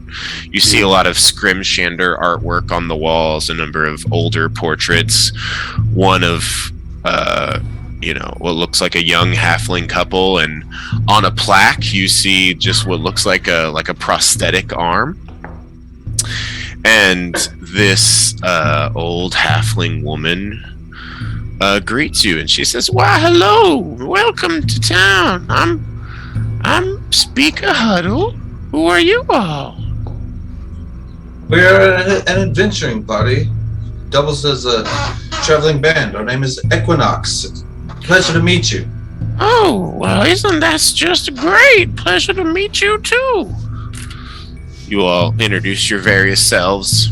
She shakes your hands, sort of amazed at Skywatcher and Beery. The kids have stopped playing and are just looking at you all, since it's a bit of a motley crew. She says, "Well, is there something I can help you with, or you aren't happen to be looking for work, are you?"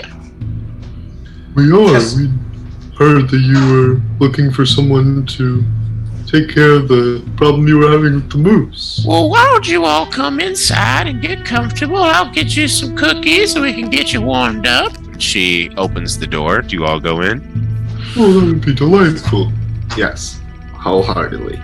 Excellent. As you enter in, you see that a lot of the furniture in here was built for halflings, though, despite it being a human-sized house. So it's a lot of sort of smaller furniture. But once you all get inside, she pops off into the kitchen and comes back with a little basket of halfling-shaped cookies. They smell fresh and warm. And she says, "Here's some cookies for you. These will help keep you warm, get you warmed up here." Well, yeah, so we're having some issues with our loggers being terrorized by a big old white moose. We've sent in quite a few hunters to deal with it, but it's just been eluding them. And, we depend upon the forest for our survival, and I wouldn't be much of a town speaker if I let a dumb moose get the better of us. Would you all be able to help us with our moose issue? Absolutely. We're your adventurers. Perfect. So tell me, do you think the moose is attacking because the town is taking more than it should from the forest? Do you think that could be the cause of it? I don't know what's quite doing it. We need this wood to stay warm and to build our homes and survive up here. Lonelywood's been taking wood from this forest for quite a long time, and I don't think that's about to change. It's very large. There's plenty of wood to go around. So there's the attack started, and there was no change in the logging. Is that correct? Well, as you may know, the winter's been going here for quite some time. We have had to use more wood for fires than we had before. But just what we need. How long has the moose been a problem? Oh, only for the past month or so. How much are you offering us if we take care of this? Well, I could pay you all in cookies. And she offers the basket and sort of smiles sheepishly, and she's like, But I imagine you'd want some gold as well. How does about 100 gold sound? That sounds fine if we can manage to find some sort of amicable agreement with this moose or the spirit behind it. But if you want us to just go in and kill the forest spirits that don't want you to take their wood, then it might be a little more, because that's kind of dirty work territory. Well, all right. go ahead and roll me a persuasion check. Sick.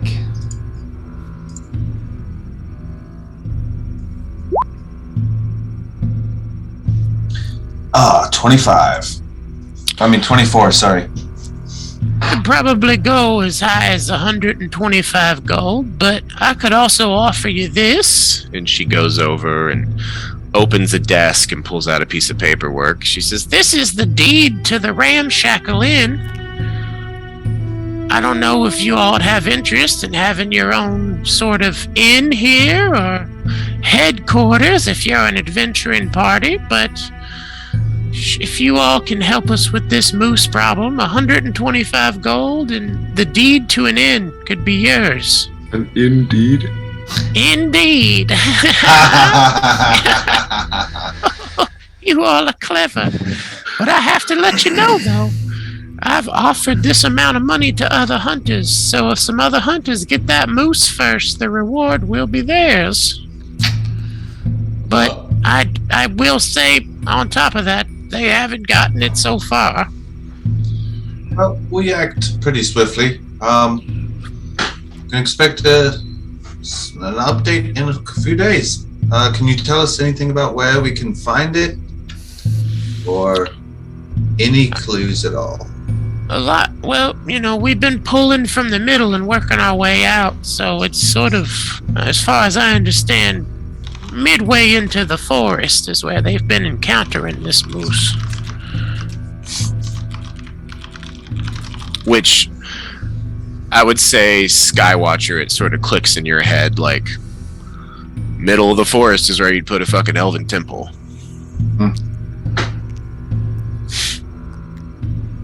All right. Well, Thank you so much. I'm just so delighted that you all are here.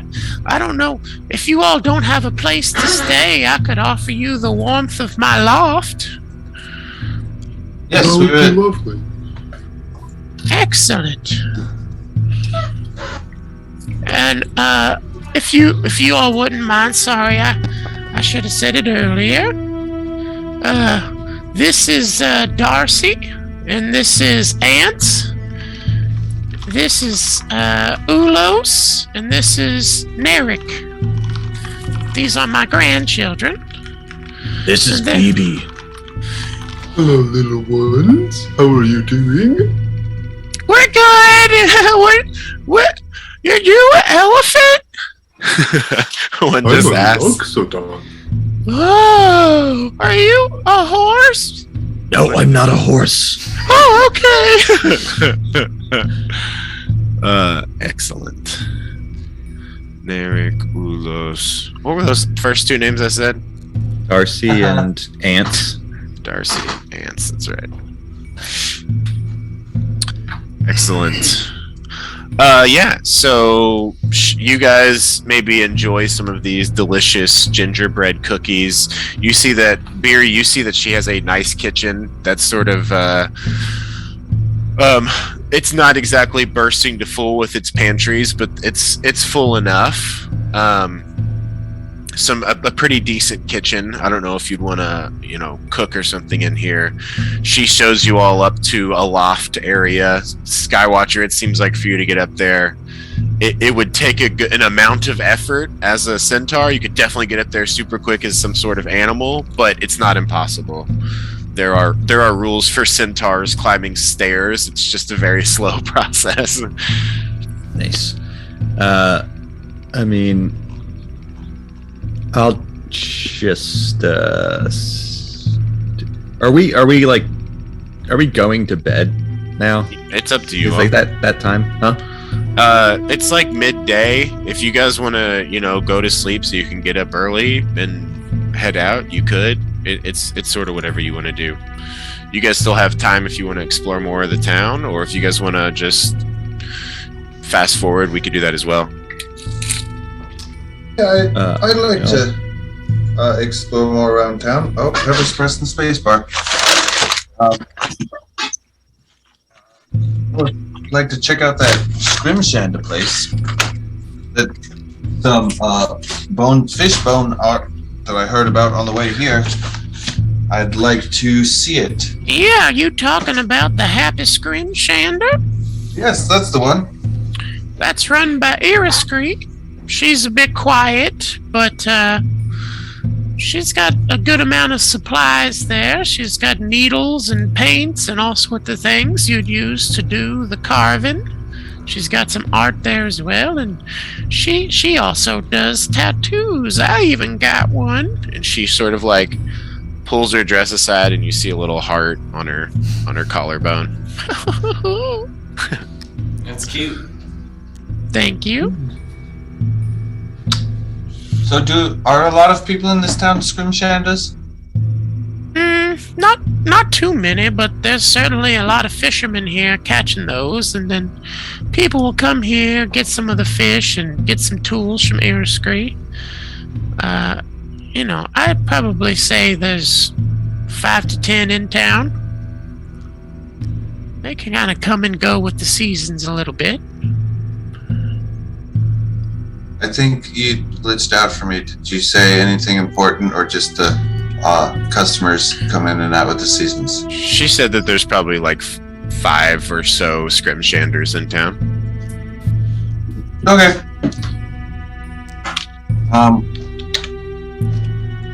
Fantastic. Thank you for the concierge service, madam. Well, thank you all for helping me with this moose issue. We'll be back before it gets to be too late. How early do you go to bed? Oh, I usually go to bed around 6 or 7. All right. We'll make sure to be back around then.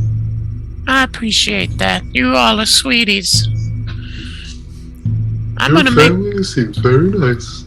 Thank you. I'm gonna get some dinner going here, so if you all want to come back, we'll probably have dinner ready around 5:30 or so. Wonderful. Sounds delightful. Cool. As we leave, Jasper's just gonna take 2 cookies for the road and just kind of bite one and wink at her and wave as we go. Excellent. She loves it. It seems to fill her heart with joy for you to enjoy her baked goods. Go ahead and roll me a Constitution saving throw. No, I'm fully joking. Fully joking. I was gonna say, Jasper, I didn't trust her. 7 cookies while we were there. Yeah, it's a delicious cookie. There seems to be nothing malevolent about it, besides its caloric content. Where are y'all heading next? You want to go to the Happy Scrimshander? Sure. Is there anywhere else? Anyone else wants to explore? Maybe we could see what that used goods place at some point. I was gonna say, might as well check that out. Cool. You all make your way over to the Happy Scrimshander. This little shop is facing the docks, and it sells the tools of the Scrimshander trade. As you enter, you see sets of needles and knives and a wide array of shapes and sizes, inks in a rainbow of colors, waxes used to seal the engravings. You see, as you all come in, a sort of doughy, raven-haired spinster who you've been told is named Iriscree. As you all enter, she says, welcome to the Happy Scrimshander. What can I help you with? You also see on the wall numerous pieces of Scrimshander art, and then on another wall there's like pictures of different tattoo designs. And there's a few there's a few painted portraits of different people that aren't super familiar. What were you saying? Sorry. Can I have done detect magic as a ritual right before we win it?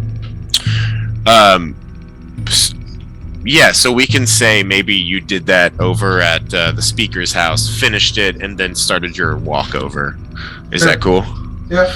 Yeah, cool. As you enter in here, you see that there seems to be magic coming from below Iriscree's cloak. It looks like 2 spots at her waist, another one like at her shoulder behind her as she sort of maybe turns at some point, and then you're detecting a magical presence below the counter that you can't really see what it is, but you are picking up a sense of that. But nothing in any of the merchandise or display stuff, huh? Nothing being sold here seems poisonous. At least that's actively being displayed. There seem to be things hidden behind the counter that are magic that aren't like being advertised. You can't fucking lay on the keyboard, hon. Yeah, I got that. You're good. I deleted it. Alright, So, go ahead. Sorry. No, go for it. I got nothing. I can't think of anything right now. Trying to fight a cat. So Jasper will walk in and kind of look around. Are there any more pipes? Does this place sell pipes? You do not see any pipes in here. Okay, cool. Hey, are these tattoo designs that you do? Are they? You are interested in getting a tattoo? I've been thinking about it for a while. It sounds like it could be fun. Are these just like normal tattoos? The normal tattoos. For the most part, yes. If you can call pieces of artwork normal, I will say I have a bit of ink that will make the tattoo glow if you want to get a little pricey. That sounds pretty cool. Do you have one of those? Maybe. And she sort of smiles sheepishly. Jasper will give her a wink and say, if you don't mind, I'll just kind of look around and browse a little bit. Absolutely, do as you please. So I guess look at my wares. What all is in there? What all is in where? Like what all kind of stuff can you make out of bone that's useful? Like, I don't know. So the knucklehead trout's bone is usually carved into little pieces of artwork. Yeah. You've seen it made into a pipe before. It seems like a lot of the various pieces of Scrimshander around here, which a lot of them are kind of dusty, like it looks like they've been here for a while, are mostly just artistic. Okay. Scrimshander is notable, especially the knucklehead trout, because it's just a really thick, durable bone that's easily carved. While Jasper is pretending to just browse, he will telepathically speak to Corpse Grinder and say, hey, Don't say anything out loud. Are you trying to maybe get a lead on that ring from these people? Say yes in my head. Cool. And also I'll allow him to talk to me. Yeah, So, yeah, I will say, when you go to try and speak into Corpse Grinder's mind, you very much hit a wall, and then it's almost like a door opens and you are welcomed in to be able to communicate. Oh, okay. Yeah. Awesome. Well, then he'll say, that used goods place has a symbol on it that means fence. So they probably, if anybody found it, it might have gone through there. Just a heads up. Are you all looking to buy anything, or do you want to get a tattoo? Well, how much are your tattoos?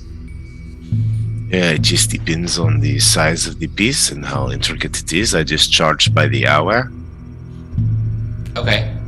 So like, what is like a moderate price for I don't know how much any of this stuff costs. Well, it just depends on how intricate the piece is. If you had an idea of what you wanted to get tattooed, I could give you an estimate. I would generally say you could probably cover about this much area in an hour or so. So, and I usually charge about 5 gold per hour of work. Okay. Well, I tell you what, we're playing a show here tomorrow night, and I'll probably get some more money after that, and I might stop by and see you after the show. I look forward to it. Yeah, let's talk about that. What if we see, here's our logo. We're a traveling band, and we have a really cool logo that I designed myself. That is intricate, yes. Maybe if we encourage people to get that tattooed on them at your shop, you'll give us free tattoos. Would you ever want to do an arrangement like that?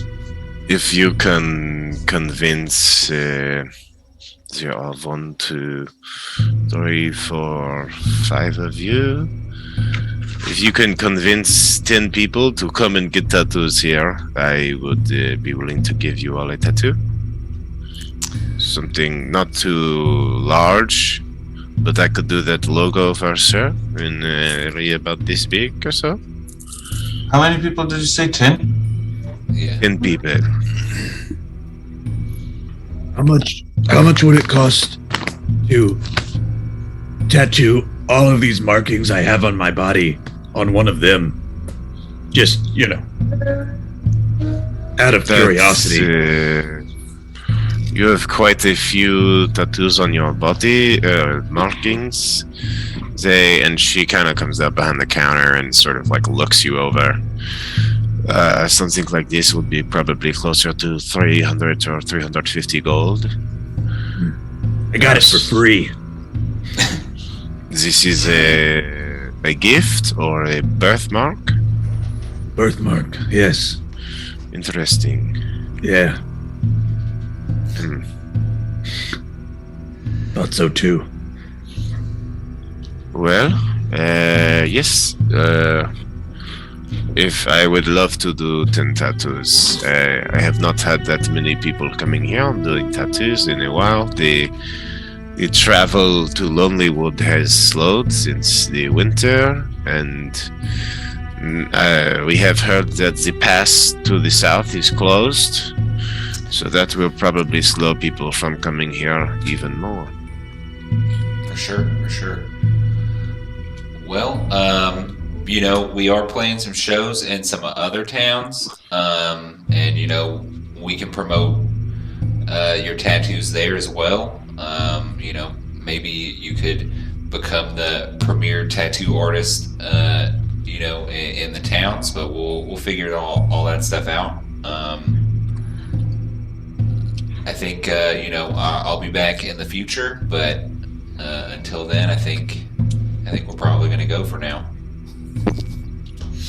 That is fine. Hope to see you around.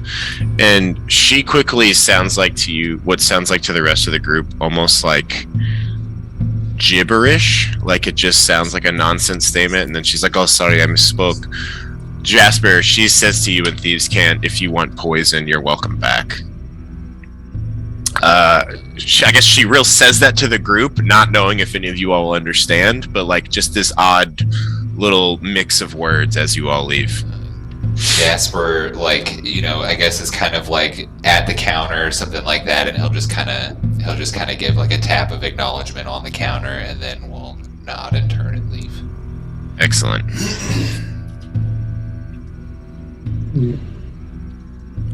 You all walk out. It's probably about 2 o'clock or so. The sun's starting to set on the town. Is there anything else you all would like to do around town? Do you want to go to the used goods stores? Yeah, you'd be amazed the kind of deals you can find at these used goods stores. You guys. Perfect. You all walk over to Pavel's Used Goods. This inconspicuous building stands on the edge of the forest. As you enter, it's only like a 20-foot square store, accessible by a front and back door. There appears to be no private rooms or storage. There's just open cabinets displaying wares that are rotated away from the windows. And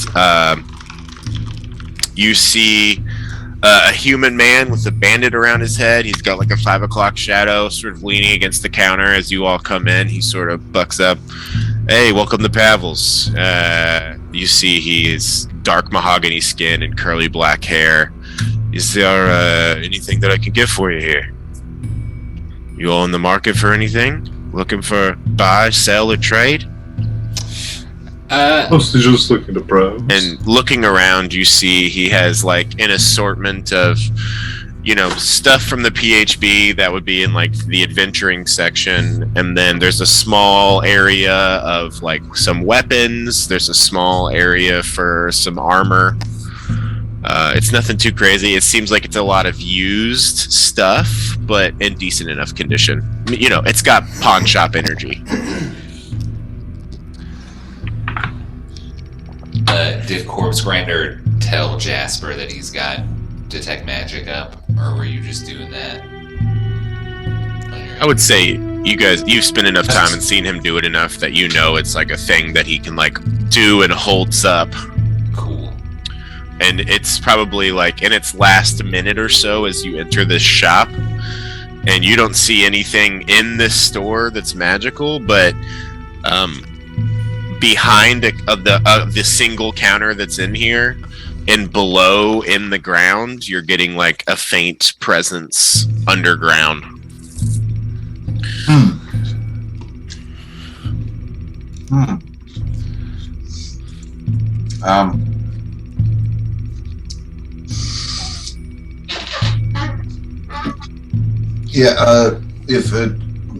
I'll try and think thoughts to Jasper and see if it works that way, to let him know about that.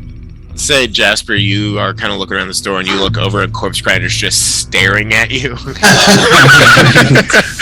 Okay. And then maybe like does a wink and you knock on the door and you get let in. Cool. Hey, yeah, what's that? There's something magic underneath the ground. So, and he'll say this back telepathically. Everybody here, I think, is prepared to fight us or anyone. I think everybody here is basically strapped to defend themselves. So, I feel like you'll see a lot of stuff like that. I don't know about the underground thing, but I feel like everybody's probably packing. I saw. Roll a quick insight check, Jasper and Corpse Grinder. Cool. Yeah, I think that that girl at the when we first got to town, she was definitely scouting us out. I rolled a 19, which is probably +1, so dirty 20. You know, you saw this a lot in Baldur's Gate, and I mean, it's fairly common world over for a long time throughout, you know, our human real world and in the fantasy settings.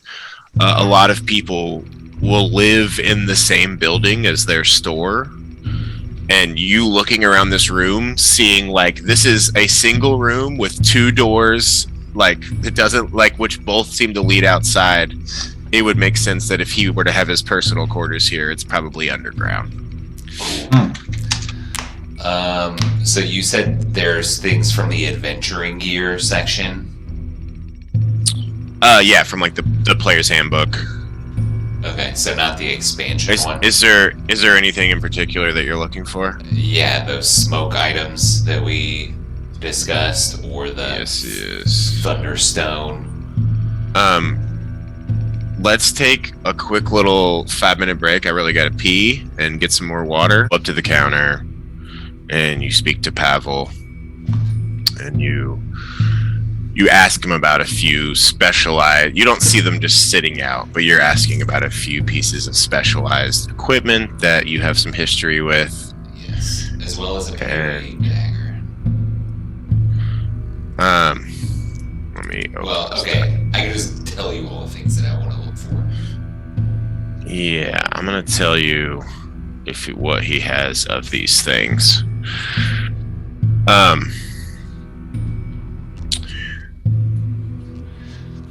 Roll a persuasion check as you come up, just stranger in town, being like, you know, where's your good goods? Well, Jasper, also with the doodle ring, wants to walk up to the counter and say, "Hey, good evening, sir," or "Good day," and then we'll, with the doodle good day, ring, draw the symbol for fence on the counter, and then just kind of wipe it. He immediately nods his head. Are you looking for anything in particular? Or did you have something that you wanted to sell? Well, I'm looking for some pieces of equipment, and maybe looking for some information on, an item. Maybe it's come through as a used good. Well, a lot of things come through here. What are you looking for? Well, for me personally, do you have any kind of, I don't know, like smoke pellets, or maybe like a smoke stick or a thunderstone? I haven't had too many smoke sticks through here. I do have 2 smoke pellets that I picked up. Those are both going for 15 gold. Together? Each. Okay. I've got a tinder twig as well. Those could be pretty useful in these conditions. That one's just going for 10.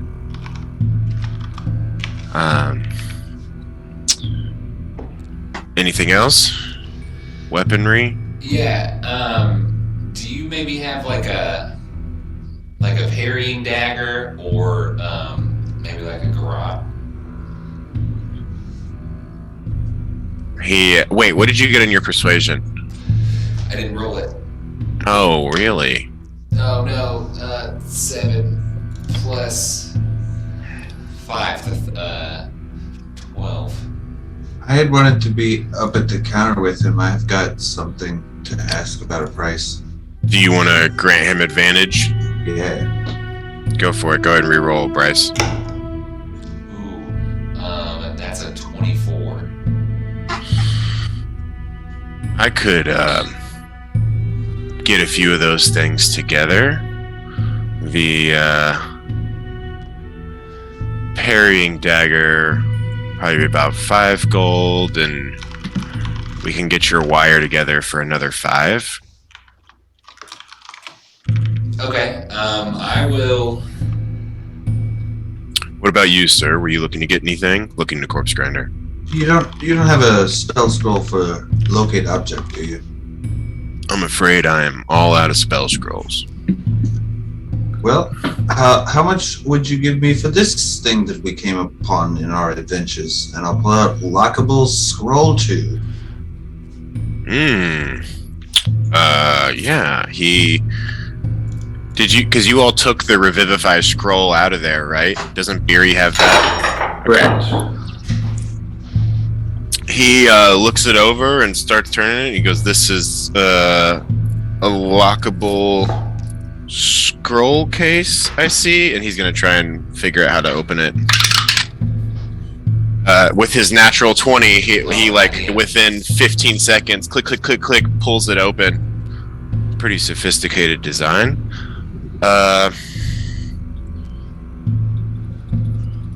You see him doing some mental math. I could probably give you 10 gold for this.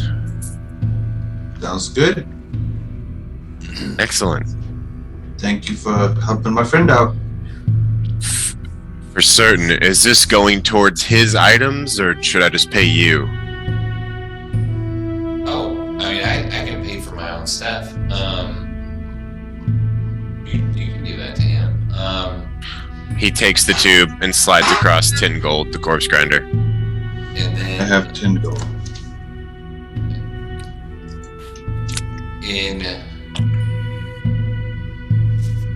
So who all's in here? The party and BB, Drea, and your Chwinga has left your shoulder and is currently riding on the back of Tilda with Drea. Or it's riding on the back of Tilda. Drea is not riding Tilda around the shop.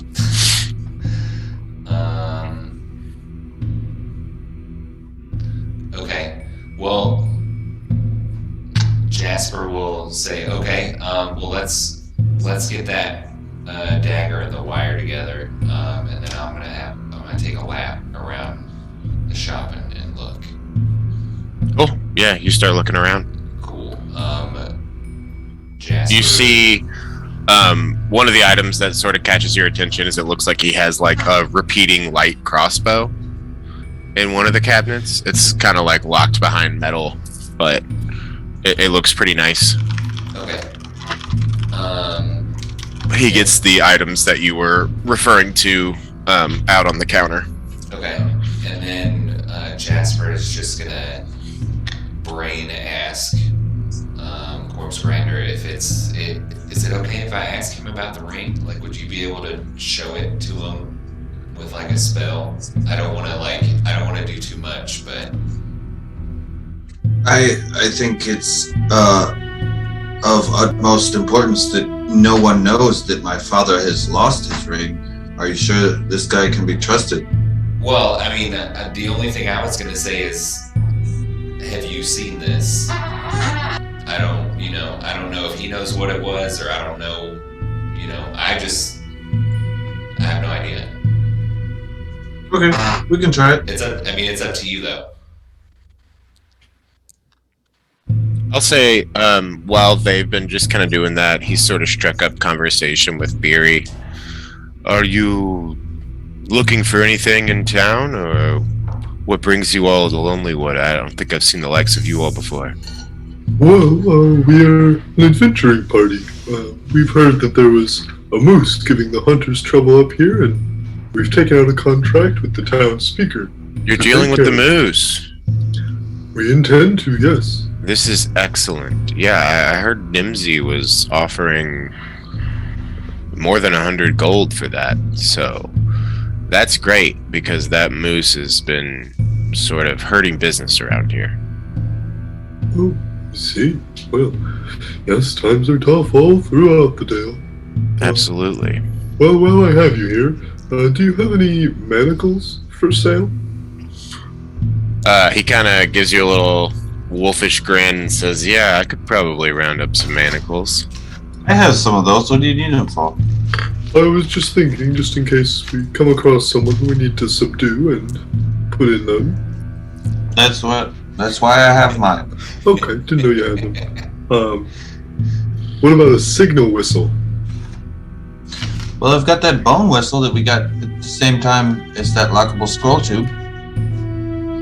I have a whistle and some shackles, both of those. I'll just take the whistle. All right. What if we need to subdue 2 people?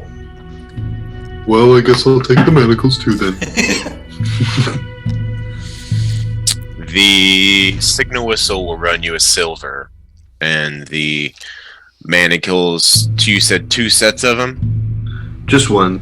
Just He's got one? the other side. I could do that for 2 gold. Okay, here you go. And he says this whistle, it was carved from some local scrimshanders. It's the finest quality you're gonna find. And he hands you over this carved signal whistle that seems to be made out of knucklehead trout bone. Does it look of better or worse quality than my pipe?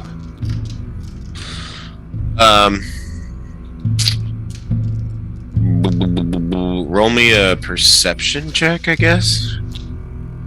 Okay. 15. The quality of your pipe is finer than this whistle. It has a much greater level of detail.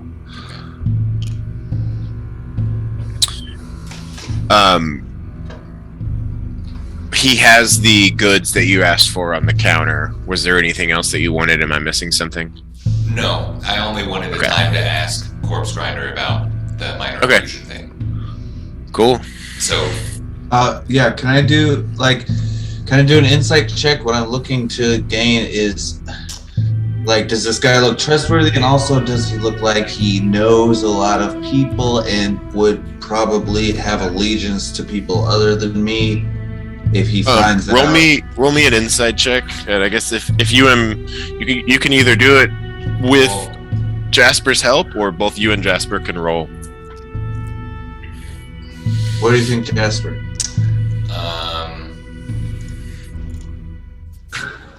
I don't know. We could always come back. Let's think about this before we do it, and then we could always do it tomorrow. Give me an insight check at least, just for this dude. Okay. 14. I got a 16. Cool. This is a fence. A lot of these goods are illegally acquired, maybe stolen from people, maybe picked off corpses. You don't really know. He is a dude that deals in stolen goods. His level of shadiness is probably pretty questionable. He seems self-interested and entrepreneurial. That's the vibe that you get. Yeah, I'm not going to do that. I'm just going to... Jasper will buy the parrying dagger, the wire, and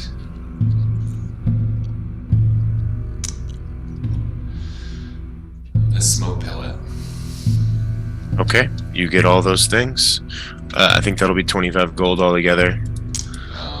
As you get all this stuff, go ahead and roll me a quick little persuasion check.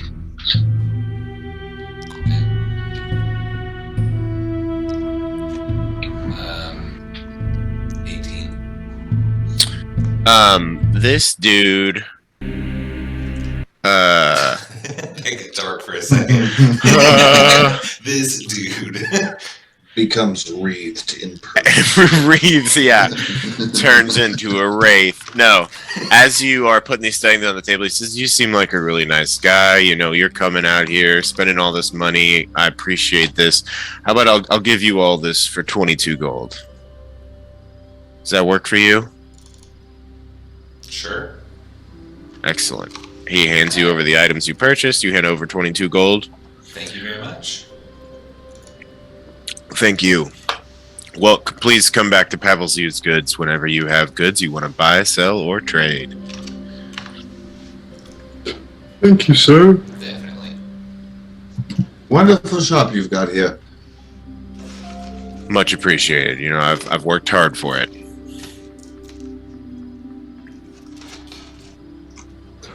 Well, bye. We leave. You depart. Okay, you guys are checking out all sorts of spots around town.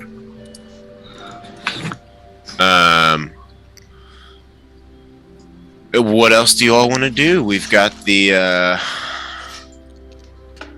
Tax, Pelts and Tanning, or the Golden Lodge, or you could head back to the speaker's house. It's starting to get closer to dinner time. Yeah, I think we should head back. It's getting late, y'all. We don't want to keep the speaker up all night. Plus, we get free dinner, which is cool. Mm-hmm. Anything else you all want to do, or head back to the speakers? We'll head. Great. You all go back. She has a nice fish stew that she's made with some big pieces of like spongy bread that she has seemed to have baked. You're greeted with welcomely and warmly. You all share a meal by this table. The halfling children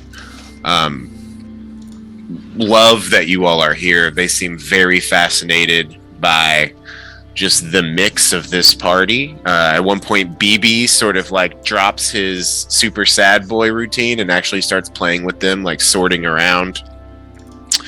And We will watch them and play with them as well. You'll join? Excellent. Yeah, you guys have a fun night. It's very wholesome and warm. Nimsy's just so happy to see you all. She's just like, it just warms my heart to see you all in this home. I'm so glad that you've come here. This is just truly a blessing. I appreciate you all trying to look into this town's problems. It's no small thing you're doing here. Does she seem upfront and on the level? Yeah, roll an hiding insight check. anything? Roll me that Switch up check, to- baby. Guidance? Gooey dancing! Okay, that was guidance. Mm-hmm. Okay, cool. I was like, what the fuck is Guidancy? Okay, I understand now. Yes, with Guidancy. 29. Wow. Damn. Real good roll. Wow. You get the sense that Speaker Nimsy Huddle has had some dark, twisted history that she has tried her best to leave behind. She has fully embraced this grandmotherly life. She cares deeply for the safety of her grandchildren. She cares about this town surviving. She has become a leader, someone that they rely on, someone that, cares for the well-being of the individuals here. And she is looking out for their best interest. You do not sense any malevolence in the interactions that you all are having. Okay. Cool. I will say, that was an insight check. At one point, she goes to reach up for something, and you fully see that she has 2 knives tucked into her belt.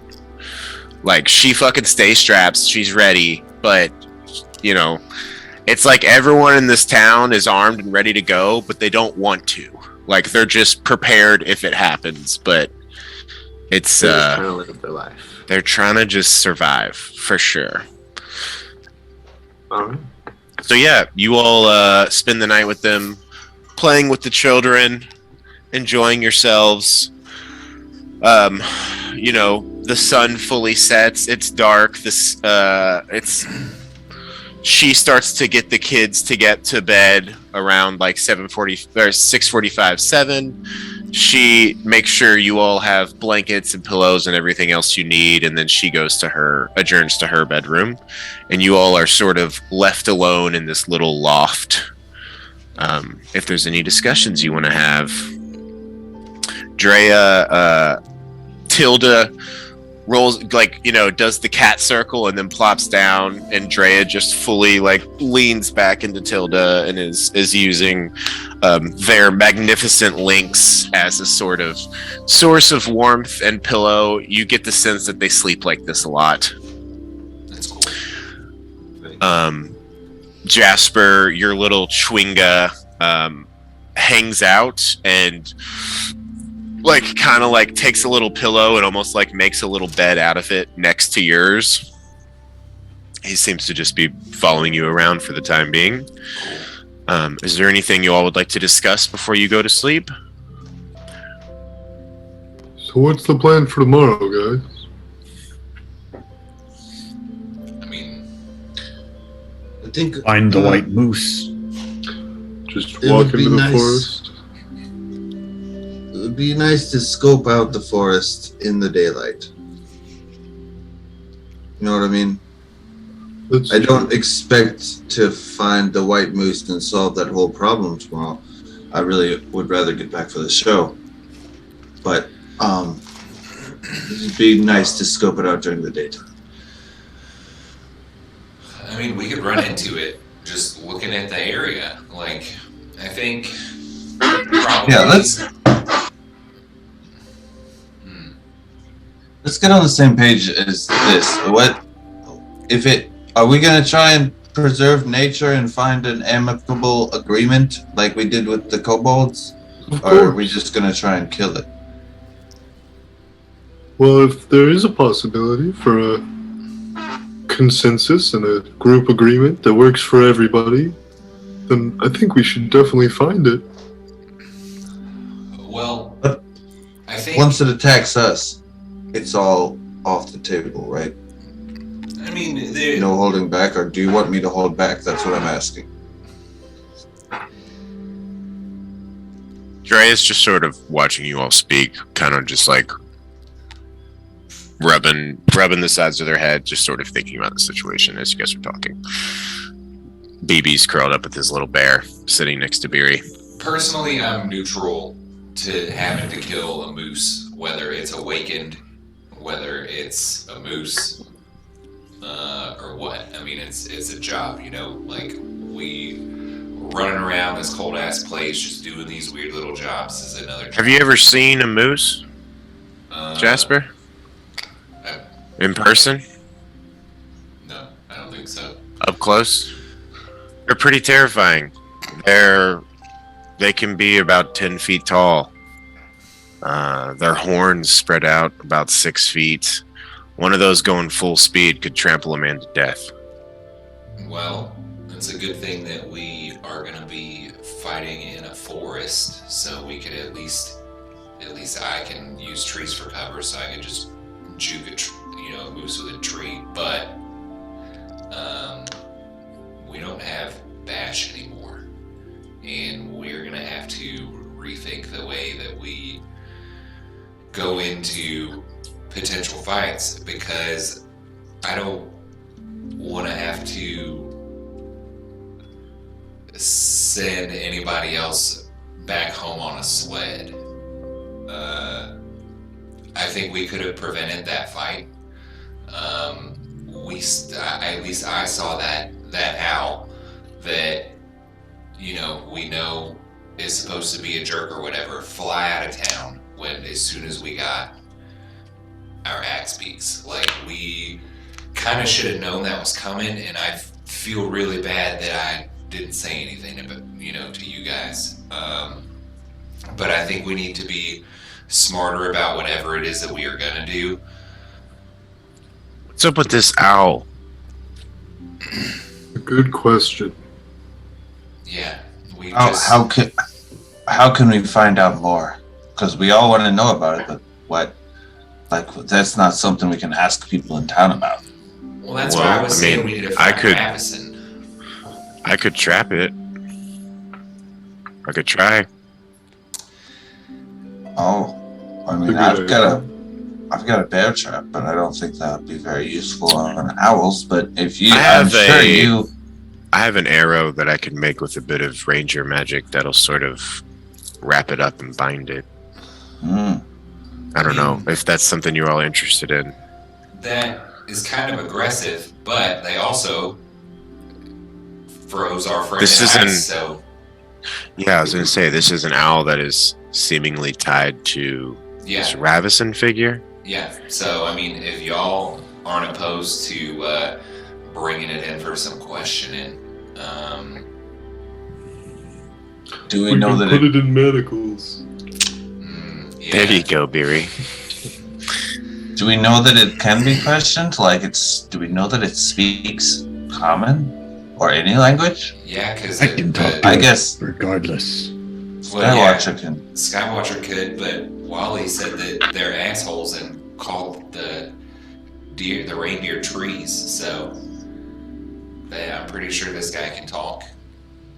If it's the same one that was perched on them the other night when we were walking in the woods.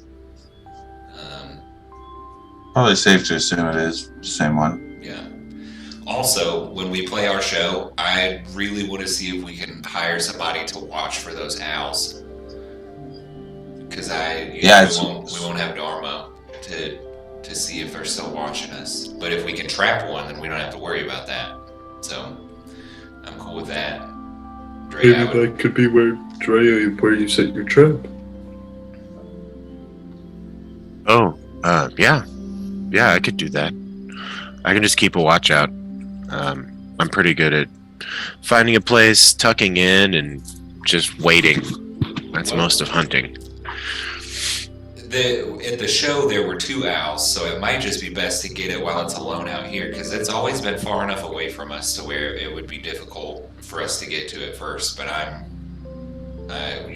sure Dre can do it quite easily. Yeah. I'll do that. If you wanna, when you all play the concert, I can keep an eye out. Or before. Cool. Oh, Or if if we see it before, I can go for that too. Cool. Sounds good. All right. Well, it sounds like we got a long day ahead of us. We should tuck in, huh? It's a good idea. Sure. I'm still feeling kind of awake. I'm gonna go down to the docks and have some drinks. Okay. Are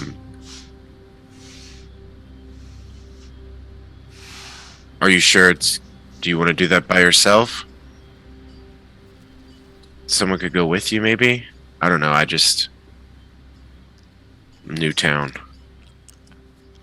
I think that I get the vibe from these people that they're more defensive rather than attacking someone new.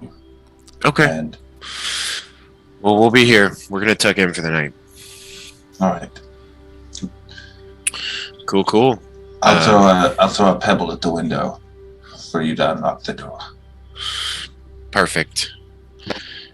You all sort of settle in, taking off your armor and clothing, various weapons, getting yourself comfortable in this, loft space. You guys are all like in beds that are sort of next to each other. There's no real dividers between them. And you begin to drift off. Corpse Grinder, you head out, go to the dock. You take some swigs from your flask. Is there anything you'd like to do while you're down here? Are there other people around? I just wanted to look like I'm sitting by the water and listen to what people are talking about in this town when there's not new people asking them questions. And if there's no people around, I'll just do the same thing. Make it look like I'm contemplative. Yeah, you go down there, and at this point it's probably like 8 or 9. You see the first flickers of the aurora overhead sort of starting up. Those usually pick up around 10. And it is a cold, dark night. The moon is already starting to wax. The full moon's coming up on the 30th. So you can see you've got like a moon shadow, and you see that the docks are fairly empty tonight. It seems as though all of the fishermen have gone home. Actually, roll me a perception check. We'll do that real quick. I'll spend a quiet minute, maybe 20 minutes real life time. Oh yeah, man! I'm rolling really good tonight. Fuck yeah. 22 perception. No low rolls. No rolls below a 15. You look out across the lake and you can see the lights from the other towns. You can see there's no blizzard that's come through here tonight. So, it's definitely dark, but it's clear.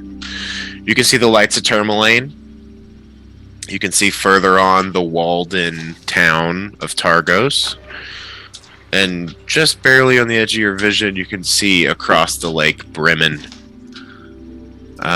You can see the difference between where the moon hits ice versus water. So you can see that barrier. And you see over by Tourmaline, out a bit into the lake, not nowhere close to you,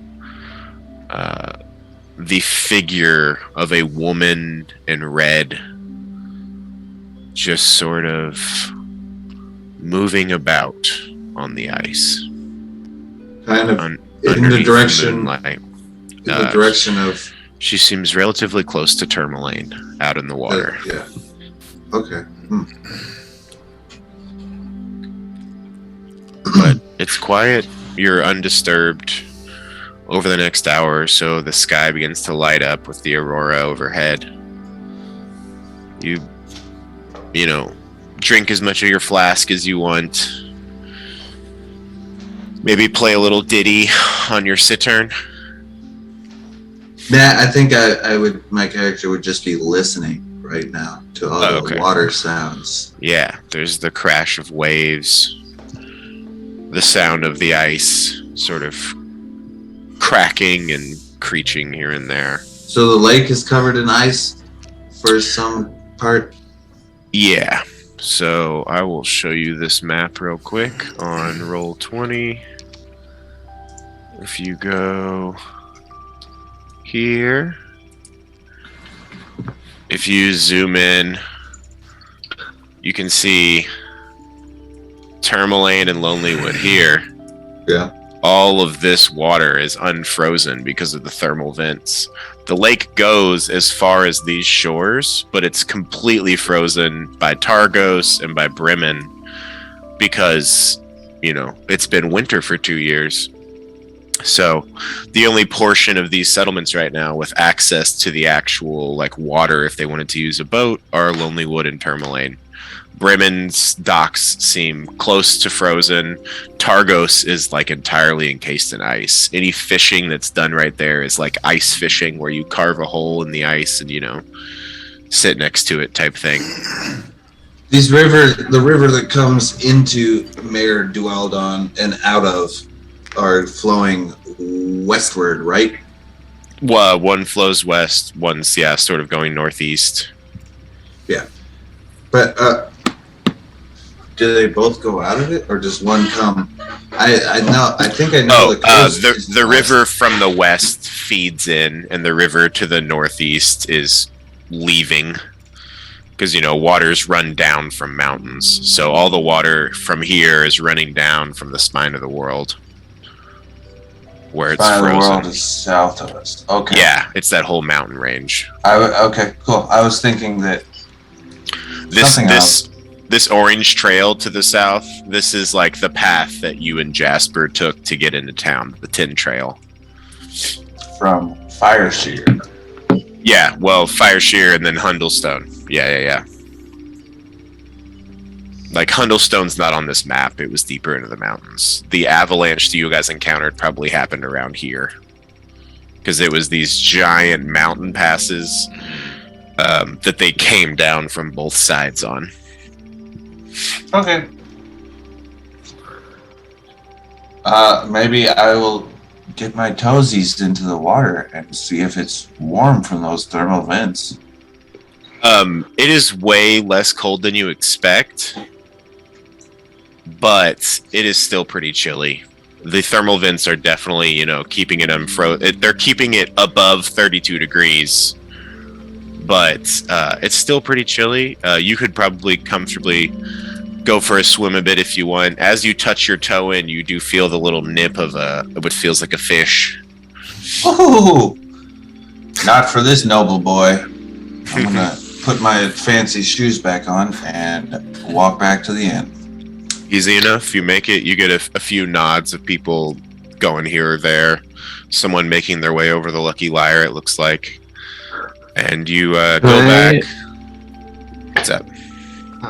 Before he gets back, can I spend the first couple hours of this rest doing a couple ritual castings of the spell Guided Rest?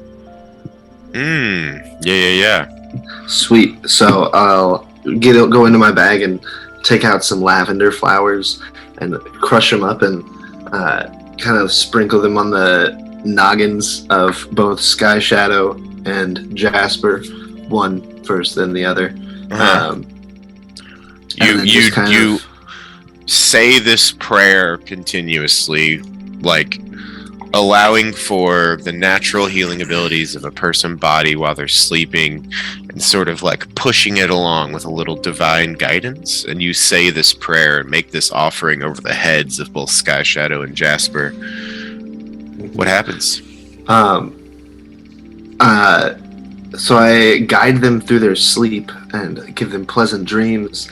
And then when you all wake up, so I'm going to pick different things for different people. Sky Shadow, when you wake up, you can add a D4 to any perception or insight check you make. And then Jasper, when you wake up, the first time that you're surprised, you instead act normally in combat. And that lasts until your next long rest. Hell yeah, that's cool. Very cool. What's that called? Guided rest? Yeah, it's a little homebrew spell we found. It seemed very beery like. That is very cool. I love dream shit. Excellent. And yeah, as you maybe, finish this casting and start settling yourself, there's a little knock against the window of a small pebble. Drea pops down, lets back in Corpse Grinder. They both come upstairs. Corpse Grinder, you tuck it in? Yep. Excellent. Everyone heads to bed. Is this basically like having that one portion of the alert feat? Where you just can't just for 24, just the first just time. Yeah. That's cool. Yeah, it's like alert light. So, you guys all tuck in together. It's a warm, comfortable night's sleep. You've got bellies full of food. Good company. You've lost an ally today, but you've gained another. Dre is here to help. And you all dream this night. You all see each other in your dream. You see this shared space. It's sort of just this field of white. There's some features here and there. Rocks, trees, and in the distance, where there would be a sun, there is instead this just like multicolored rainbow prismatic orb. You see Skywatchers there, Corpse Grinder, Beery, Jasper. You also see Drea is here, and you see BB is here. And you all hear this voice, and it sounds like multiple voices, either like 6, 7, 8, speaking all at the same time, saying the same words. In unison, you all hear, "We are working together, so you share a dream. Time works differently here. It can be stretched out and looped. In this space, you all have months to train. Get a grasp on your coming powers and abilities. We're all working together to push you forward a little faster than normal. Here you shall not tire, and with the completion of each battle, you shall feel rested and refreshed. It is time to train." And something clicks inside of each one of you as you have this shared training dream. It's like a light switch that you didn't even know could be turned on. Powers are unlocked within each one of you, and everyone in the party hits level 3. Woo! BB also hits level 1 as a sidekick. He's following after Jasper and doing the expert route as he's incorporated into this training. Let's go ahead and get everyone leveled up on paper. Sorry, this may be a little boring on the stream, but here we are. Everyone gets the max health increase. So whatever your hit die is, of the class that you're taking, do that full amount plus your constitution modifier, and your health goes up that much. Wow. You all basically share this massive dream-based danger room, and as you all are there, like over the course of this time of training, you can see just this like slow trickle of enemies coming towards you all, and like miles off in the distance, and you know it's confusing and difficult in dreams to keep that solid track of thought. It seems like you all can see Bash so far off in the distance, just endlessly fighting things with his hammer. Very cool. And any attempt to get closer to him, it's like you don't get any closer as you travel. He seems to be off in his own little portion, but he is going through, he's maybe working through some aggression.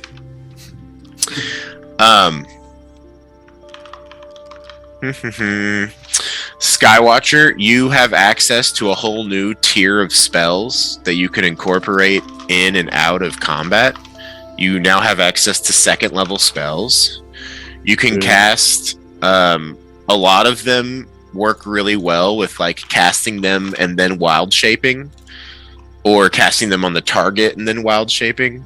So like Moonbeam, Flaming Sphere, Enlarge Reduce, Bark Skin, Dust Devil, Healing Spirit, Heat Metal, Hold Person, Summon Beast, Pass Without a Trace, Warding Wind, all of these new powers over the course of time in this dream space you're able to test and try out and get a hang of and figure out how they work. You now have 4 first level spell slots and 2 second level spell slots. So you can cast 6 spells a day. And because you're level 3, your wisdom's 16, right? Yes, it is. You can now prepare 6 spells per day as you have hit level 3. Beery, you also gain access to a new tier of spells to be used, assuming Beery and Skywatcher are both taking a level of Druid and Cleric, like, you know, staying with your path. You have this whole new tier of spells. You're presented with situations in these dream combats where you can test all of them, you know, Aid, Augury, Blindness, Deafness, Enhance Ability, Hold Person, Lesser Restoration, Prayers of Healing, Spiritual Weapon. That becomes a fun one. What is Beery's spiritual weapon? It's a wooden spoon. The large wooden spoon. Perfect. Oh, yeah. You now also have 4 first level spell slots and 2 second level spell slots. All the materials you need to cast these spells are here in the dream, but you'll need to find and purchase them in the real world when you wake up. Jasper, you go up to Drea and sort of, you know, mention your interests in training as a ranger. And you and Drea just disappear together off into this. And it's like, as you're like, I'd like to train as a ranger, you walk out a little bit and this forest just like sprouts out of the ground. And you all start training together. And Jasper gains his first level of ranger. And Drea teaches him the ways of the natural explorer in Arctic territory, the hunter's mindset with the favorite enemy feature, and you know, either the survival or nature skill, whichever you want to take, to be used in the wild. And as you go to do the weapons training that rangers specialize in, weapon racks sprout out of the ground, armor racks. So it's like you're practicing able to use these different weapons and armor that for now, while you're here, you have. You once again, you know, if you want to use them in the real world, you have to purchase them. Corpse Grinder gains a greater mastery over his own magic with an increased lethality to his blasts, a new spell. And one of the ways you test yourself with this new power, Corpse Grinder, is just getting hit intentionally while you're concentrating on a spell to try and maintain it. And yeah, you gain the your new various powers. I imagine some of your time too would just be spent like practicing sick riffs. Interacting with people, the like shop owners that are automatically hostile to me and winning them over. Oh yeah, for sure. There's just a lot of that, using your various persuasive and deception and intimidation abilities. While you all are doing this training in your own dreams, BB sort of starts just soaking up different things like a sponge, because he's like, oh shit, I can learn stuff. So he trains with every one of you at least once. Like Jasper, he picks up how to use thieves' tools from you. Okay. If you have the time to teach him. Yeah. He also, Jasper will take the time to show him basically everything he possibly can. Yeah, he also doses. picks up from you like sleight of hand and being stealthier. Beery, from you, he picks up how to cook. He gets the chef's utensils, and he also is like deepening his understanding of being helpful. So like this expert class, they can use a help action as a bonus action. So that's something that BB can do in combat now. He learns to perform and deceive from Corpse Grinder, and Skywatcher, if you're willing to help, he picks up like survival and nature skills from you as well. But yeah, so during this training, alternate weapons you guys might want to try, different forms of armor. Sky Shadow, you find some like armor that you're comfortable in training with. I think as a druid, you have up to medium armor proficiency. It might, in that battle, you got hit several times because you're not wearing anything defensive. You just have your shield. So I think it might dawn on you that it could be beneficial for your survival if you purchase some armor in the future, even if it might need a bit of custom making. But yeah, there's places for y'all to test these various skills as you need them. And I would say if there are moments where you're like starting to diverge and talk about something unrelated to the training, it's like you just sort of lose track of the thought. And then you're like, oh yeah, I was training, and just pick it back up. And also, because you all are spending this time helping, each one of you can gain one skill or tool proficiency or weapon proficiency of your choice, so long as one of your other allies on the team has that, as you guys are like teaching each other skills that you might not have. So yeah, I'm not sure how you all want to figure that out, but conversation's open. Wow. Can anyone teach me how to judge people and get better deals from them? Insights, is that what you're going for? Yeah. Easy enough. Yeah, Jasper and Beery both. So yeah, go ahead and add insight proficiency, Corpse Grinder. Skywatcher, what are you feeling? I don't know. I was looking at. I responded that I could do insight, but I was muted. So.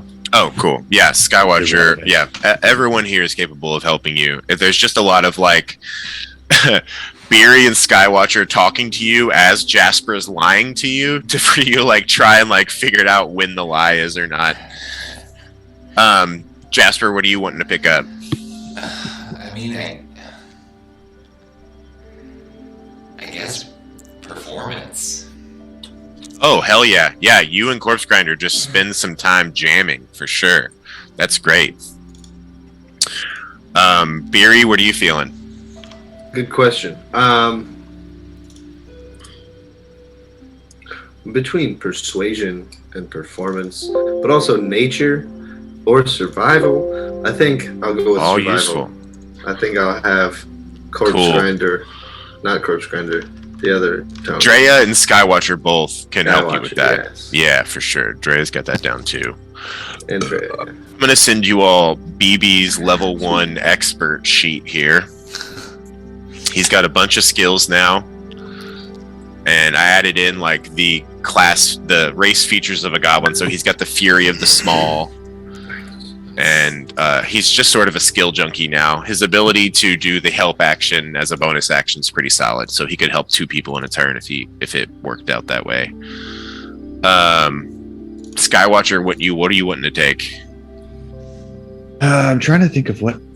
I mean, I don't know. I feel like I have everything that I really need and would want. Do you have perception? What's that? Do you have perception? I do have perception. Yeah. Okay. That's I have basically like I'm trying to figure out if I should just go for something else in wisdom, but the remaining wisdom things that I'm not already proficient in are not. It's medicine and animal handling, and neither of those seems. How are you on a dexterity as a centaur? Yeah, do you have stealth? Do you need like I acrobatics? don't. I was thinking about. I was wondering how acrobatics would work with What can I do? Like. Yeah, I don't know. You're not doing like a tightrope. Does anyone here have Beery, you have medicine, don't you? Yes. I think that Drea learns medicine from you. Oh, I'd be happy to show you. Yeah, I could just use some help with like poultices and different herbs that might help that I could find and like that combined with their own nature skill can sort of like help them with healing. Because you're learning nature from Drea, right? Survival. Yeah. Or survival, yes. So there's just a lot of like, cross contamination there in the best way. Sweet. Skywatcher, what are you going for? This is boring. Does anybody have investigation or religion? I have religion. I think that's what I would. I think that's what Skywatcher Yeah, would be that's down good. to do. So. Yeah, you spend some time like learning about various gods. It seems like Beery does have sort of a preference as far as gods go, but she's able to provide for you a pretty comprehensive, not thorough, but covering a lot of the bases with the various gods of the Faerun pantheon. And yeah, you're able to acquire the religion skill. Cool. So yeah, you all acquire all these various new powers. Is everyone leveled up to 3? Make sure and bump your stats. Could people send me their level 3 sheets just so I can store them in my time pod? Yes. I can do that after Excellent. this session. For sure. Excellent. Yeah, Cool. I'm gonna Well- do it combines mine though, because it's gonna be too confusing for me. So Okay, whatever you need to do. yeah. Spell attack bonus and save DC doesn't go up, does it? Those do not go up yet. Yeah, that'll have to be either getting your proficiency bonus up or increasing your charisma skill. 8 plus those. Got it. Well, cool. Do you all want to do like some dream combat to test some of your new abilities? Sure. Yes. Yeah. Excellent. Okay, well, if you want to give me 2 minutes to get a battlefield here ready, we can do that very thing. Oh, I better find a song to play. Dun, dun, dun, dun, dun, dun, dun, dun, dun, dun, dun, dun, dun. Excellent. Yeah, you guys have worked hard and fully deserved to be rewarded for your hard work. Can we just stay here and just do enough to level up again? Just forever? Yeah, just No, it seems as though there's a limitation on this time and space based on how long you're sleeping. Like, it almost works out to be a number of months equal to the hours spent. it's really cool. We have our own hyperbolic time chamber. And you I was thinking definitely... the hyperbolic time chamber. Excellent. I'm glad that that's what you were thinking, because I also thought about the hyperbolic time chamber. That's funny that you I all did thought not about think that, of that. because I also thought about the hyperbolic time chamber. I fucking love a hyperbolic time chamber. It's like just totally my jam. I also thought of the sloth folk sanctum from our other. Oh, campaign. yeah, that one's cool. Very cool. All right, yeah, so you all sort of break away from this dream area and find yourself in a somewhat familiar spot. You guys have fought here in dreams in the past. Oh, no bash on this battlefield. Sorry, too soon. Let me grab Drea real quick. I have a question for those who have played clerics. Which do you find more useful, prayer of healing or lesser restoration? I would think lesser restoration is pretty situational. Well, prayer of healing also is long, right? Yeah, it's 15-minute cast time. Yeah, I mean, for this specifically, 10 minutes. like, will be replenished after the battle, so you wouldn't need. I'm just thinking in general. Well, if you use Beacon of Hope, it makes prayer of healing. That's level 3, right? Yeah, that's level 3. Don't have that one. But that is a peace cleric, always prepared spell. Okay. Oh yeah, what are your new peace cleric spells? Aid and warding bond. Oh Warding man, bond is warding pretty cool. bonds. Yeah, you just need to get the components for that one. We'll say here in this stream, you definitely have them. Where are my? I don't have enough money to buy. I would say the situations for those two spells are like Aid is very useful. Oh yeah, as a spell for sure. I'd say prayer of healing if we're like in a dungeon, like moving from room to room. But if we're going into like a single encounter, lesser restoration might be better because you could do like mid-fight, like cleanses of stuff.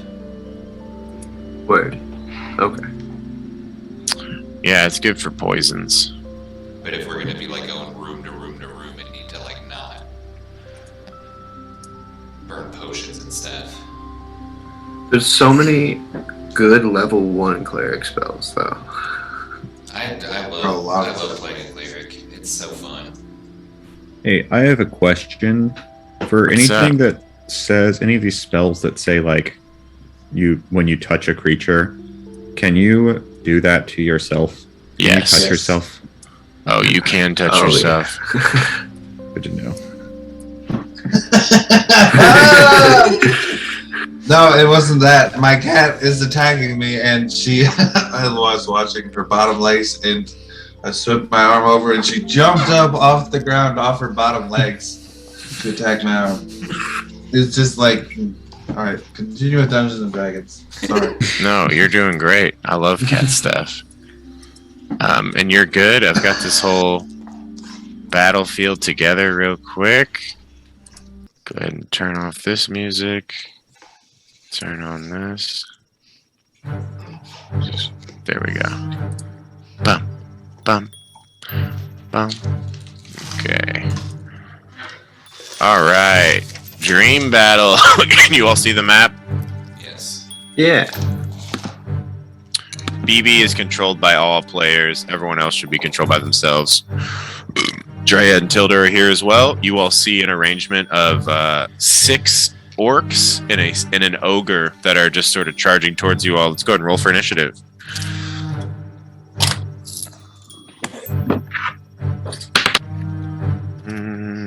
Oh, baby, I'm rolling good too. I'm gonna use my inspiration. I got a bad roll. For initiative? For initiative. What did you get, Skywatcher? 15. What did you get, Beery? 21. Wow. Mm-hmm. What did you get, Jasper? 16. What did you get, Corpse Grinder? Dirty 20. Jesse, would you like to open up BB's new sheet and operate him, or would it be easier if someone else did it? Hey, do that. Yeah. Little expert boy. Okay. I'll roll initiative for him. That is 15. Cool. He's gonna go after Skywatcher. Do quick ogre. It's all ogre. Marshall. Dungeon Master. Nope, that's the wrong book. Monster Manual, baby.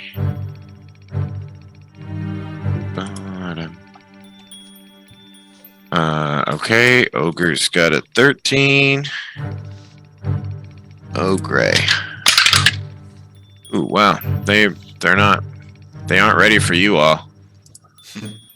Faux show. They're gonna die. They're gonna die. I'll say, let's go ahead and put this dude on here. One of these ogres, or one of these goblins, or one of these orcs looks particularly well armored and appears to be leading the party. You know, from behind, but leading nonetheless. But this guy has +1, so that's a orc chief.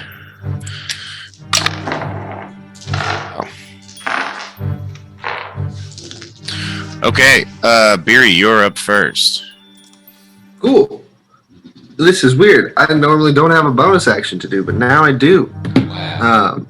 Yeah, I'm gonna first. Let's see. Who's probably gonna be back here? Let's use Emboldening Bond on myself and Corpse Grinder. So that's a D4 once per turn to attack, roll, ability check, or saving throw. Oh yeah.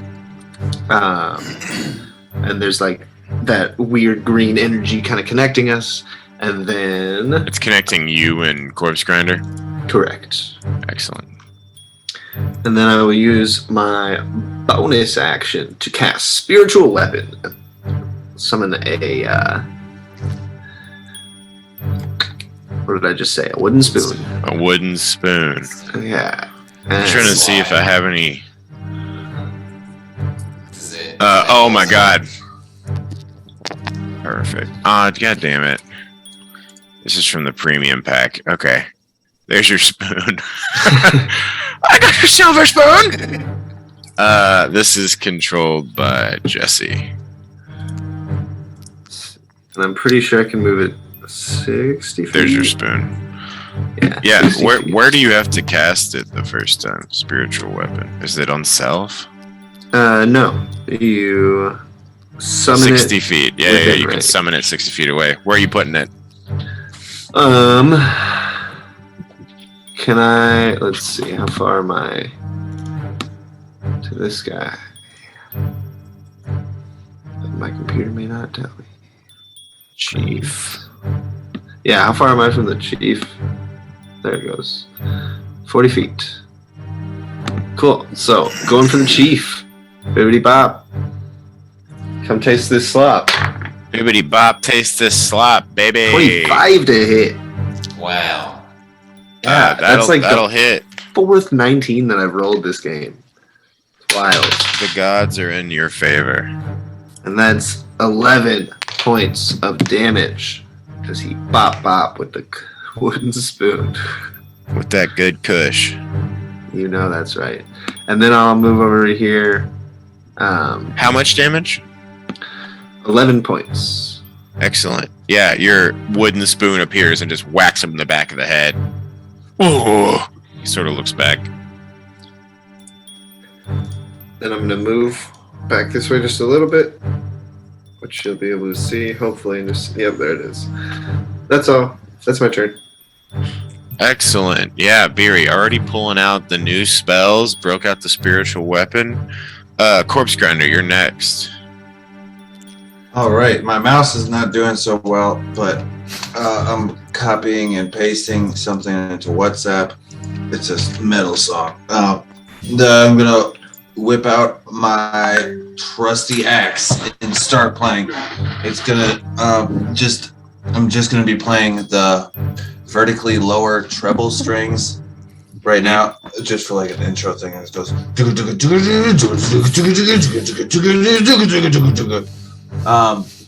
Yeah, and that's repeating for this turn until my next turn. And I will run up there and I'm going to cast Burning Hands.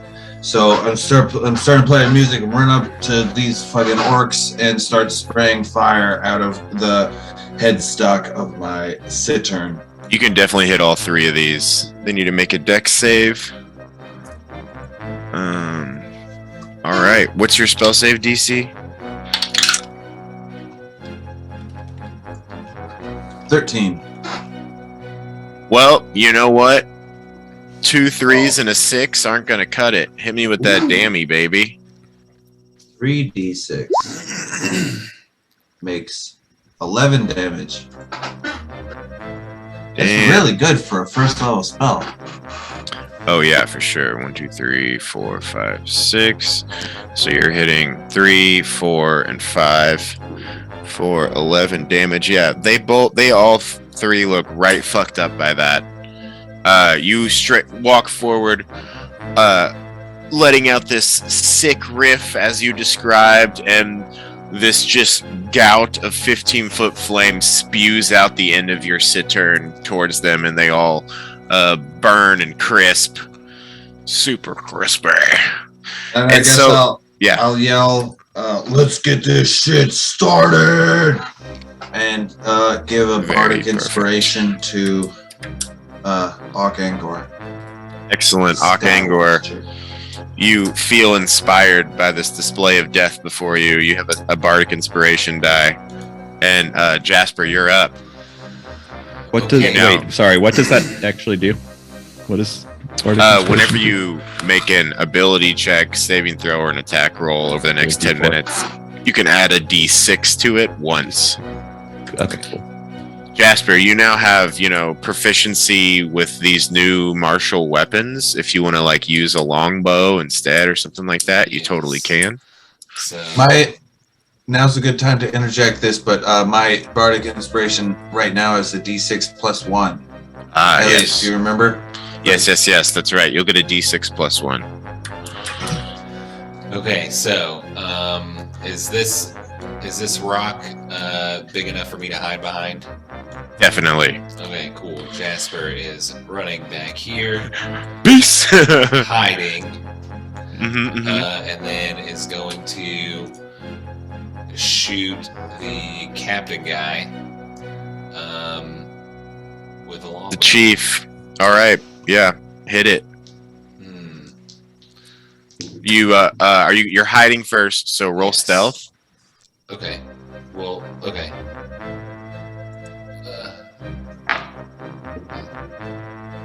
20. You 20.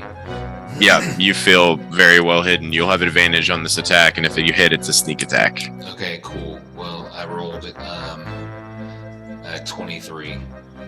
That will do it. Cool. Go ahead and roll me that sneak attack longbow attack. 10 damage. All right, yeah, you fire this arrow and hit center mass. You didn't want to modify the arrow or anything, did you? Actually, it's 13 damage, and I can't modify it. Oh, I meant with poison or anything like that. Oh, well, if We can do that on the subsequent turns. Yeah. Sorry. No, for the time being, you run over there, hide, pop around the side, fire an arrow, hit center mass. Can I It use seems a very splintering hurty. arrow? Like a piece, like something I could buy. Sure. Yeah, you don't have that in real life, as it were, but you could totally Okay. use a splintering arrow. Each What does creature that within do? 5 feet has to make a DC 12 Dex saving throw or take 1d4 Okay. piercing damage. How many creatures are within 5 I think it's feet? just the one. Yeah. He fails, so go ahead and roll that extra dammy. 4. Excellent. 1, 2. All right, I'm about to piss myself. Skywatcher, you're up next. BB's on deck if you want to think about their turns. I'll be right back. Okay. This is Should I- cool. We're just should I wait outfitted for like it's you? The Matrix. Just use whatever we want. Should I just wait for him? I guess. No, let's tell him. Let's say what we're gonna do, and then beat everyone, and then when it comes back, we'll just be like, "No problem, dude. We solved it." Yeah. I think that's a good idea. The encounter's over, man. Everything is dead. You can just draw a big circle around them and then a line through it. I like it. All right.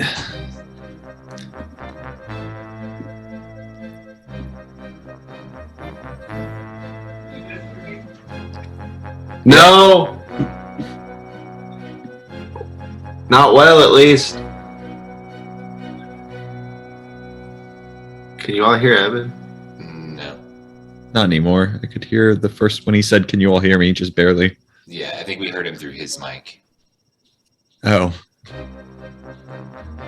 Dude, have you guys ever seen anybody use a great bow? A great in real bow? life. Yeah, it's a martial weapon.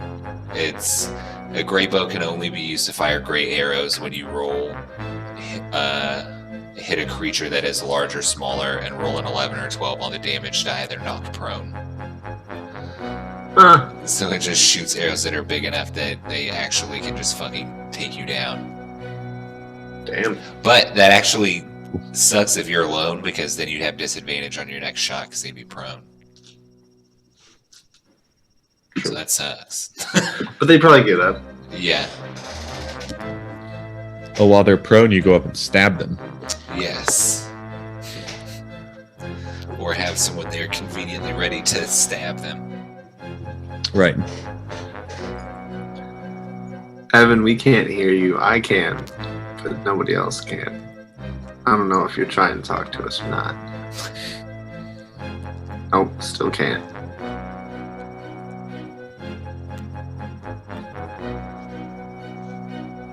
Elliot's like blinking into existence right now.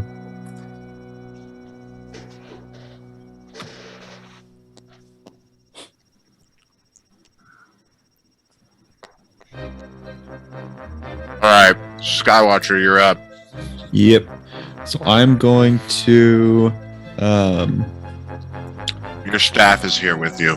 right. I figured that was the case. All right. So I'm gonna move. Let's see.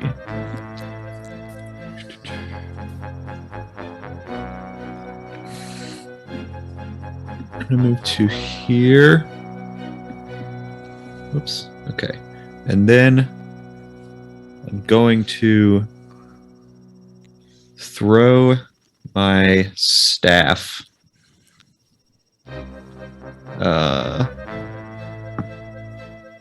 Do I have a range for throwing staff, actually? 15 feet. I think it's 15. So I'm gonna throw it right in front of this dude up here. Wait, is it working?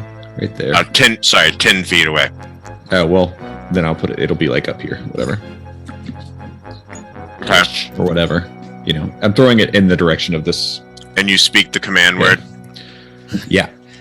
Snakeify. Jormungandr, the staff wriggles, writhes come to life, and you see Jormungandr there, already taking in the prey around it. That is your action. Do you want to use your bonus action? I do. I'm going to Misty Step. Okay. Where are you Misty stepping to? I'm going to Misty Step to. Let me make sure that I actually got this measurement right. First, 30 feet. right. Perfect. I love it. I'm gonna go. Okay. Here. Wait. Shit. It's not going where I want it You to. all see Skywatcher throws the staff out. That's normal. You've seen Skywatcher do that. And then he utters a quick incantation and vanishes into this like cloud of golden mist that just disappears and then reappears directly behind the ogre and Jormungandr. And go ahead and roll me a quick stealth check and we'll see if anyone notices where you reappear.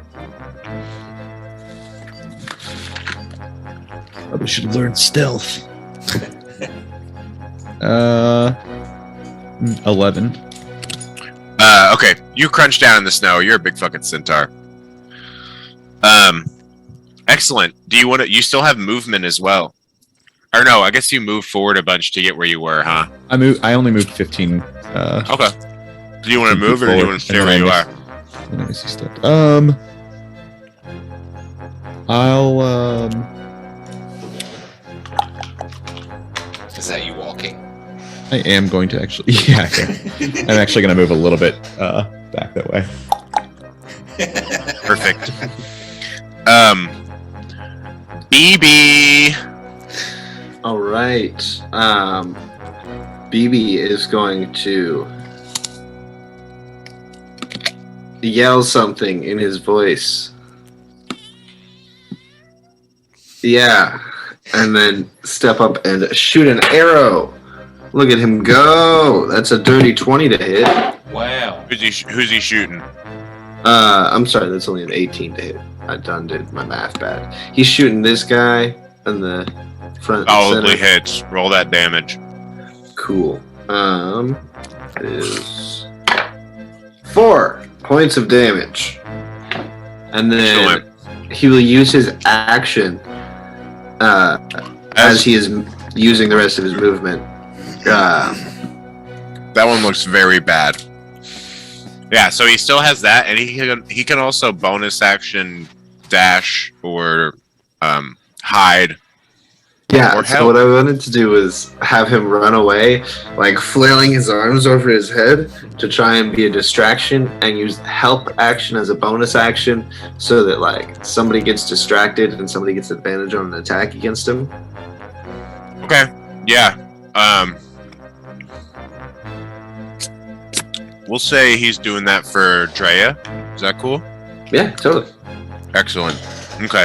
BB runs off flailing. Being Ah! like, look at me! I'm not sure how much of that ever gets picked up on the mic. I don't think it's much. The ogre strides forward with his club, raises it, and tries to bring it down onto Jormungandr.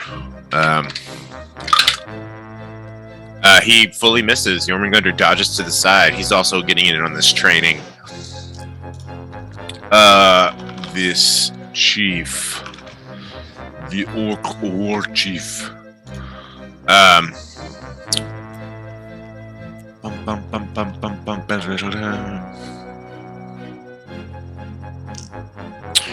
he is going to use his action to utter a battle cry that seems to encourage and spur on all of the orcs around him. And then he is going to use a bonus action, since he did the battle cry, to try and stab into Jormungandr. All of the other orcs seem like fully jazzed up, super jazzy, like just lit up. His battle cry, when he utters it, it's like all of their eyes turn red, and they just like their hearts start beating. They all start like swelling up. They're all gonna have like advantage on their attacks from this war cry. And he hits Jormungandr with a 16, and that'll do an amount of damage. He does 12 points of damage. Oh boy. Oh Hey, no, oh fuck. I left the game. Whoops. What are you saying, buddy? Can I wild shape any better now or whatever? Or do I not yet. That happens. At level 4 it just increases the amount of time, and at level 6 you start getting you can do CR2. Or for the time being it's still CR1 or below. Also at level 4 it can have a swim speed. Yeah, I was gonna say. Okay. Cool. Alright. This. Oh, right. It says that right there. Okay, cool. This dude turns around and runs over here. As he does so, Jormungandr can take a opportunity attack as he runs towards Skywatcher.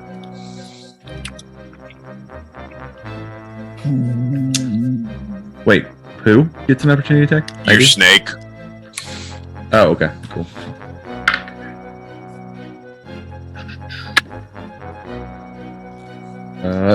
Let's see. I need to pull up his info, but I'm pretty sure this hits. It's a 16 plus whatever. Oh yeah, that'll hit. Go ahead and roll. Do you want to do a bite or constrict? If he constricts this orc, he won't be able to do it again. He won't be able to do it again ever? He can't constrict two enemies at the same time. I mean, okay. Which this guy right here turns around and starts running towards you. Okay, I just want to bite him then. I don't want to constrict this guy. Okay. So that is 2d6. That is 12 piercing damage. Oh, dude. So this dude turns around and runs. And as he's starting off, the snake just rises up, bites him in the back, pulls its fangs out, and the orc just drops to the ground dead. Good job, Jormungandr. That's classic Yorm. Classic Yorm. Classic Yorm. This dude's running straight for BB. These dudes are piling up on Corpse Grinder.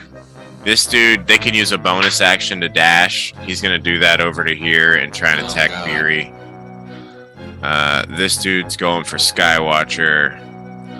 So here we go. One attack on BB. Good Bontige. That will hit.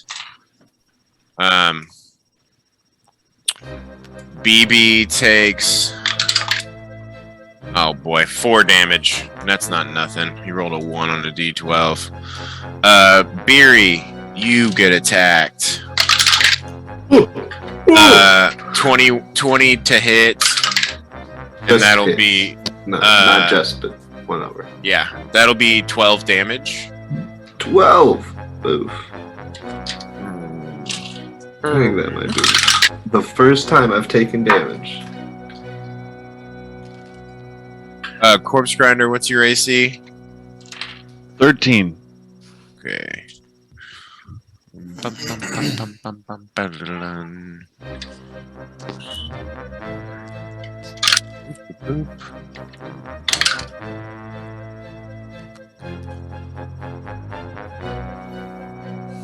You end up taking 21 damage as these dudes all lay into you.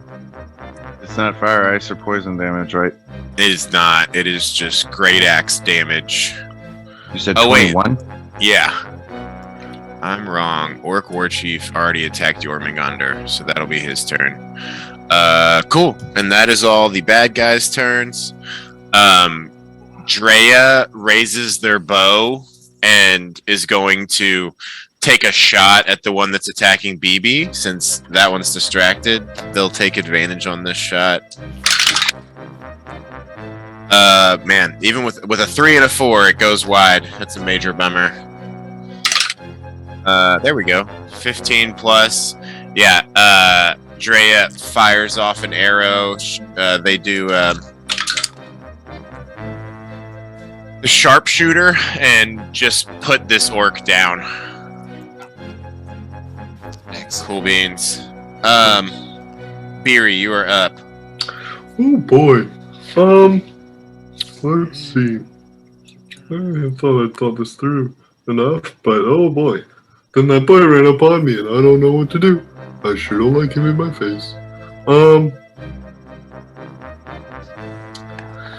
Yeah, fuck it. Let's shoot the guy right in front of me with Eldath's Aurora. Hell yeah. I think it'll be that's like a to hit, right? So it'll be a disadvantage. Oh, that's true. 10 total. But you can add your emboldening bond. I did. Oh, damn it. You quickly realize, like, oh yeah, this is best used if just a little bit further back, as the shot goes wide. I will kind of rotate around him a little bit so that Juria has a clear shot on him, and Perfect. I can see the chief, who I will smack with my wooden spoon again. Oh yeah, once more the spoon raises up and brings it around to smack at him. Go ahead and roll an attack. Is he restrained by Jormungandr? Not just yet. Okay. That's pretty good. A 17? 17 hits. Sweet. That is the D8.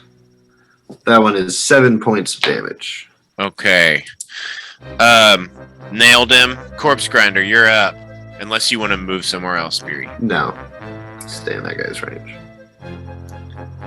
Okay, for the song I'm playing, I start strumming the lower, bassier strings, and it goes dum dum digga digga dum dum digga digga, and then the vocals start as that riff continues, and it's some stuff about If you want to sing us some lyrics, you totally can. your entire life, your religion is embedded in your mind. Words spoken from a book tell you never to change. After death, you are taught your soul will be cleansed. But even reduced to ashes, the misery still prevails. Misery still prevails! Alright, what's up? Can I hit can I hit these three guys with burning hands again? You absolutely can. Anyone looking at Corpse Grinder sees that he's kind of panicking. Dexterity save for all three of these guys. Yeah, and I would say... Yeah, sure. Here we go. Let's do it.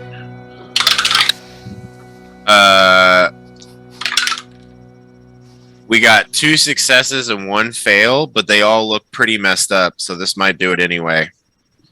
It was 13 total of 3d6. Okay. So I'm just spraying. That's enough. You take out 2 of them, and then the strongest among them, which was this dude, is still up. Hold on. This guy is down. Yeah, you just like continue this song, you know, a song of defiance, and as you offer it up, it once more turns into this just gout of flame that just bathes the area, melting some of the snow, and when the flame fades with just this like black little crackles around the edge, you see 2 of the orcs just drop dead, burning, and another one very badly burned. I'm very badly burned. Do you want to use your bonus action for anything? Actually, as a tiefling, I get a new thing at third level where I can cast Burning Hands at 2nd level. Can I do? I think it's add another d6. Can I do that and see if I kill the last guy? Yeah, go for it. You gotta roll. You gotta roll a 5 or higher. I rolled a 4. Oh man, he is just so fucking close. Oh well. Yeah, that was a good turn. Played some riffs, got scared, and sprayed everyone with fire. Do you want to use your bonus action for yeah, anything? I do have that. I'm gonna look at Beery because I'm really hurt and be like, "Oh, I know I hate your god, but please help me." Bardic Inspiration. Excellent. Okay. Beery, you're inspired. Whether you want to be or not. Jasper, you're up. Okay, well... You see that Corpse Grinder's in a bit of a difficult place. Yeah, seeing that exchange.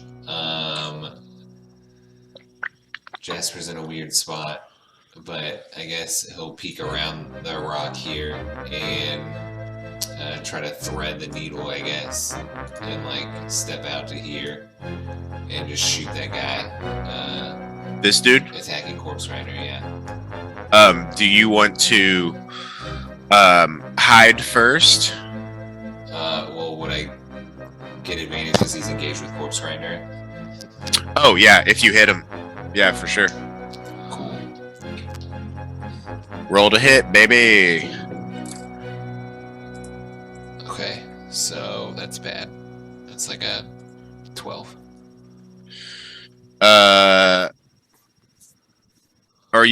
Do you want to use your Bardic Inspiration, or you don't have any, do you? No, I don't think you do.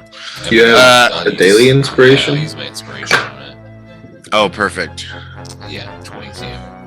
Oh yeah, that'll hit. Go ahead and roll that sneak attack from the longbow. Okay.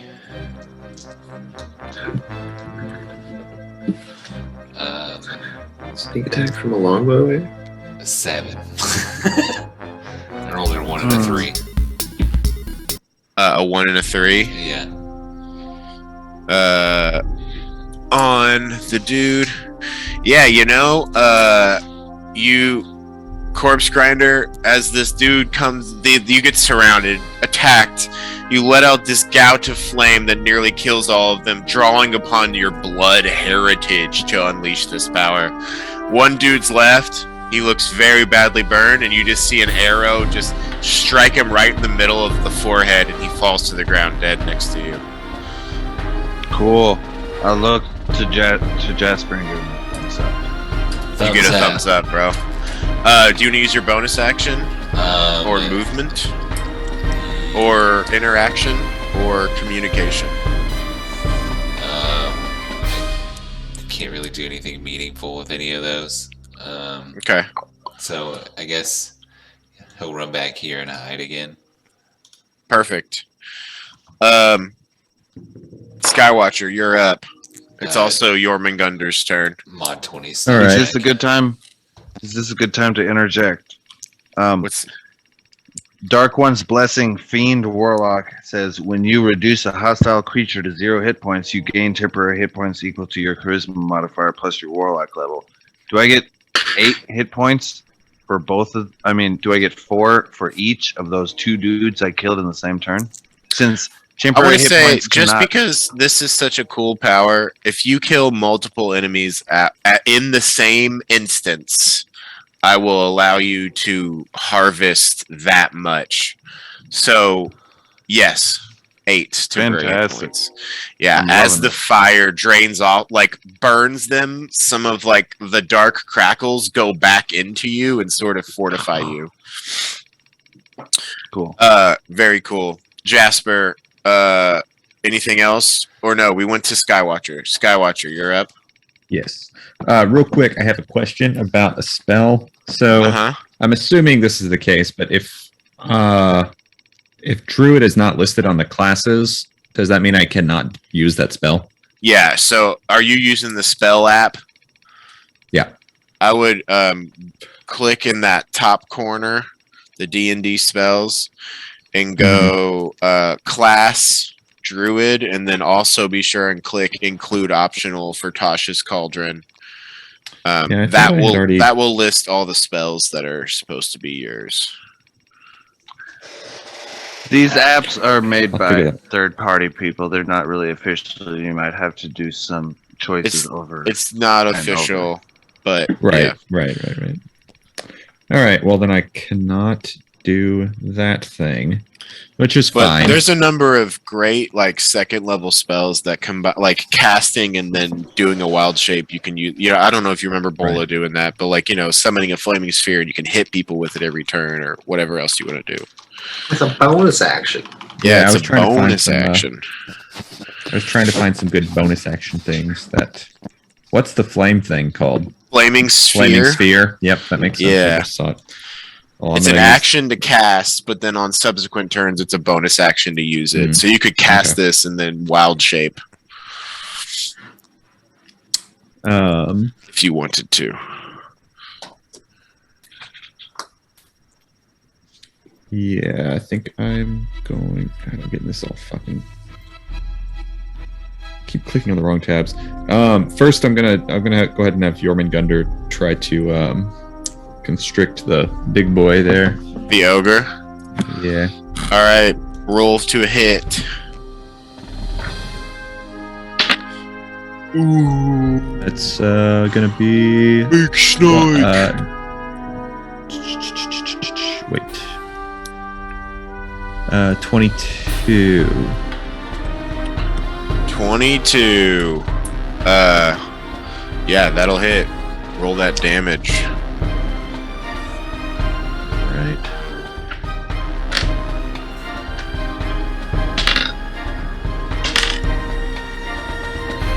It's gonna be 13 damage.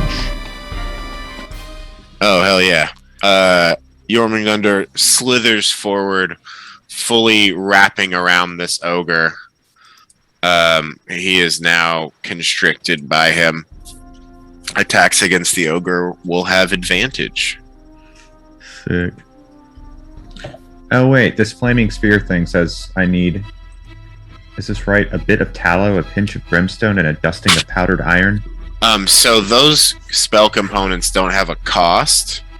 The significance to me of a spell component is if it has like a monetary value or it's something that's very rare. All of those things are common.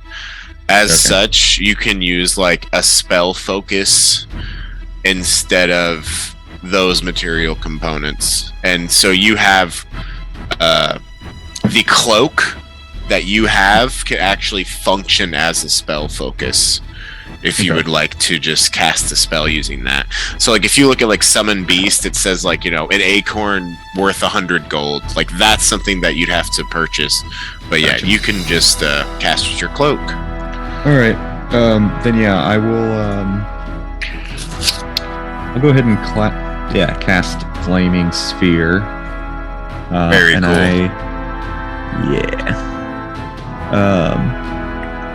Oh shit! I guess that's gonna that would fuck up Jormungandr if I'm doing it at this guy, wouldn't it? Yeah, it will. If it's left next to a creature, it will start to burn them just by proximity. Well, then I'm going to put it on top of, or next to this other guy. Do you want to fuck with this dude? Yeah. Perfect. And then, yeah, as an action, you summon it, and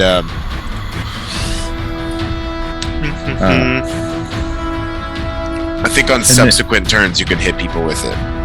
Yeah. Okay. I think it. As an action, you summon it, and then anyone who's in the space when you summon it has to make a saving throw against it. An occupied space within range lasts for duration. Any creature that ends its turn within 5 feet of the sphere must make a dex save. As a bonus action, you can move it and ram them. At the end of his turn. Yeah, at the end of his turn. So yeah, you summon this flaming sphere. You can now use your bonus action to ram it into him, or you can use your bonus action for whatever else. Okay.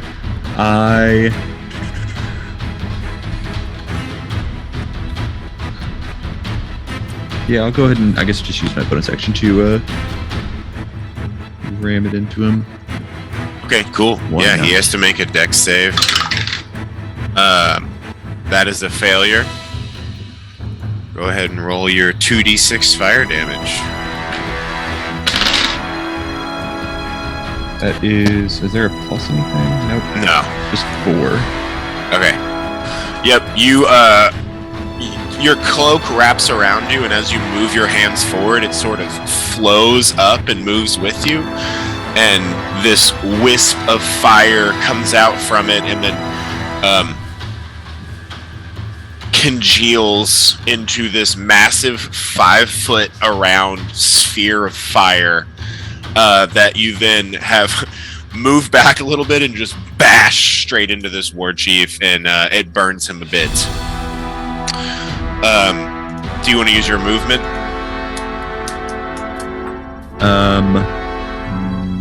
I'm good. Okay.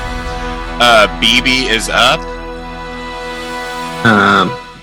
Okay. BB! Guy against him is dead. Yeah, There's just the one on Beery, the chief, and the ogre. He's gonna protect his mama. He's a sweet boy. Oh, for sure. Is he running over to you? Let's go with the short bow. Okay. He's gonna keep his distance. Cool. That's a 16 to hit. Yeah, that'll hit. For 6 points of damage. Excellent. Yeah, I think this is one of the ones that has already lightly been hit. Correct or no? Yeah, because that one's dead. Yeah, okay, cool. He hits with his little arrow, and it definitely puts this man closer to death. Bonus action? Oh, can he add his Fury of the Small to that to deal an extra 1 point of damage? Oh, yeah, for sure. Can't forget that. Easy peasy. He loves it. He screams as he lets out this bow shot. He's like, "Stay away from my mom!" And then fires off the arrow. he'll bonus action hide. In that cool. rock. Yeah, he jumps over here. Roll a stealth. Stealthy baby.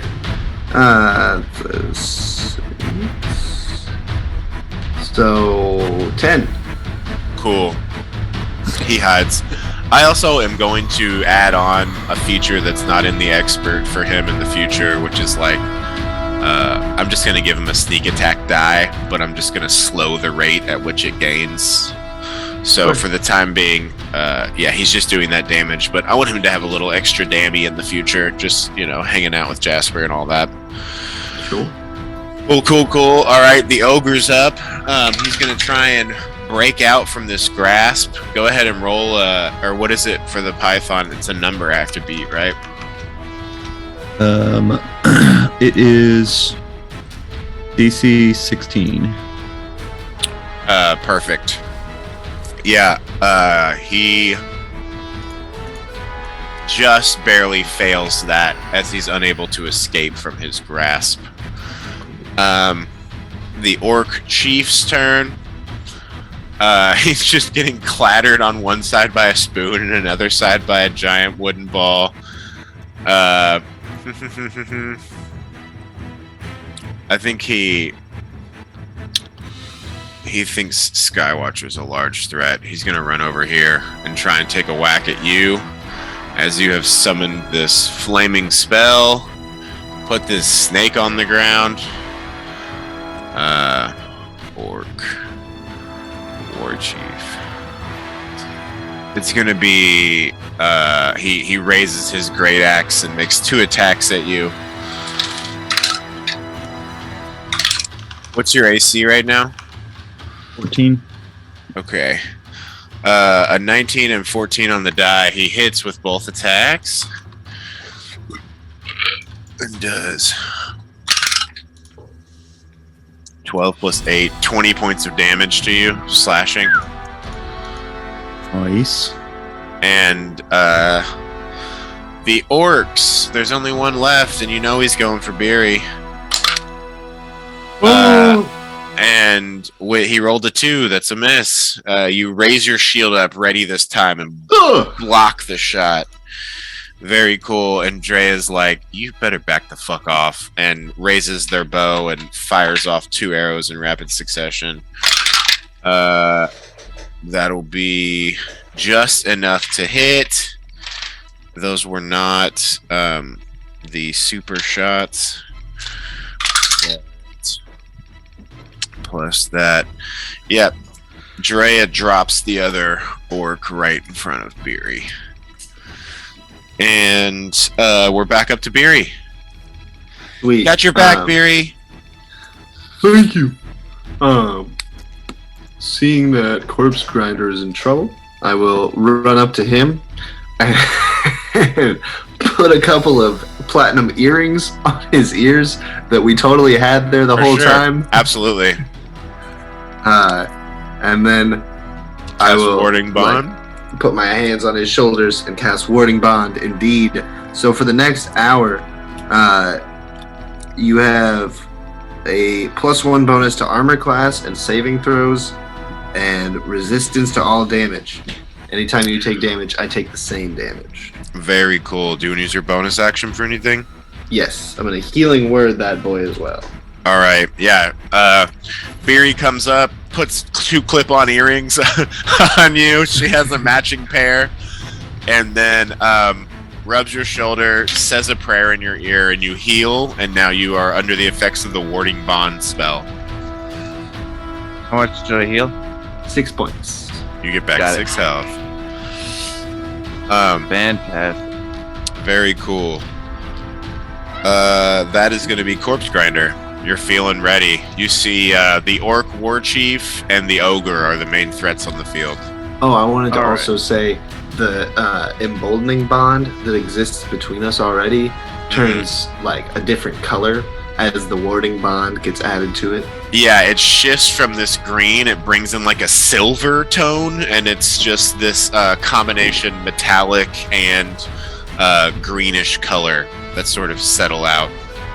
Almost looking like an adamantine color. by combination. What's up, Corpse Grinder? What are you doing? All right. This song keeps going with.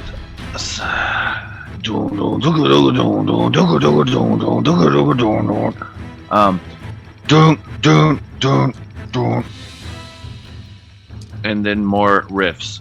Excellent. Can I see this orc? Yeah, I'd say so. All right, then I'm going to nod at Beery, thank you, and cast Hex and Eldritch Blast. Yes, you throw your hex at this war chief. What skill are you weakening? Strength. Fantastic. Once more, the musical notes sort of fly out, make a little band around his neck, and then latch on, forming a choker of pain. And you let off this sick riff and fire off your Eldritch Blast at the chief. Does an 11 hit? Did you roll your Emboldening Bond? Emboldening Bond, how much is that? D4. A D4. Oh, plus 1. 12.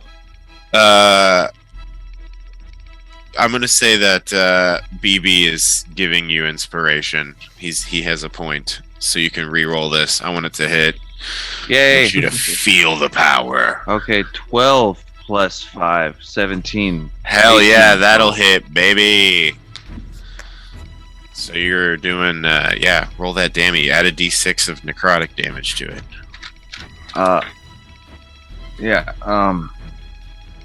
D10 and D6 for Eldritch Blast, and then another D6 of necrotic.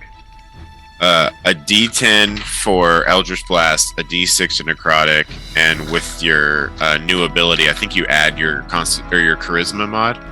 Right, but the necrotic comes from the hex. Hex. Okay. Yeah. That's faster than looking up. Cool. I rolled a 5 plus 6 plus 3 is 14. Oh hell yeah!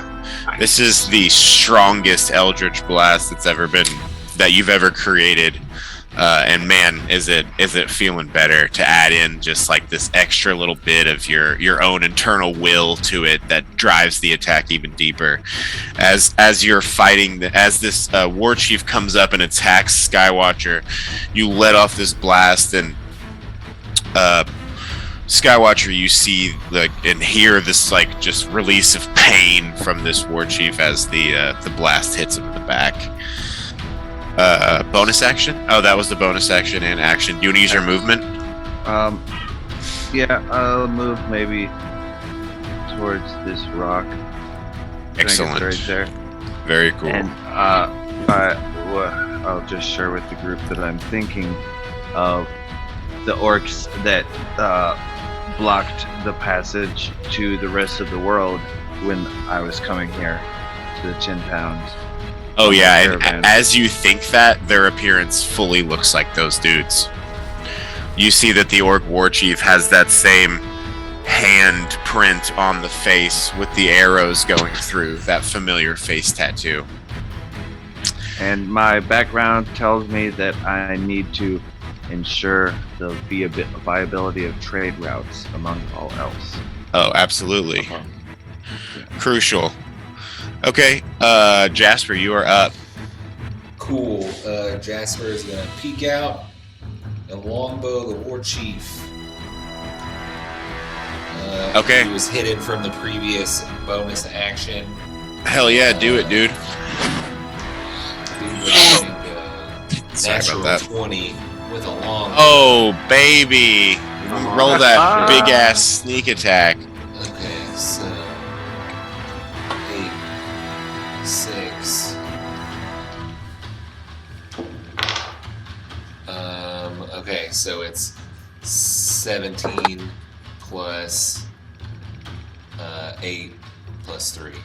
So 17 plus 8 plus 3. Holy shit.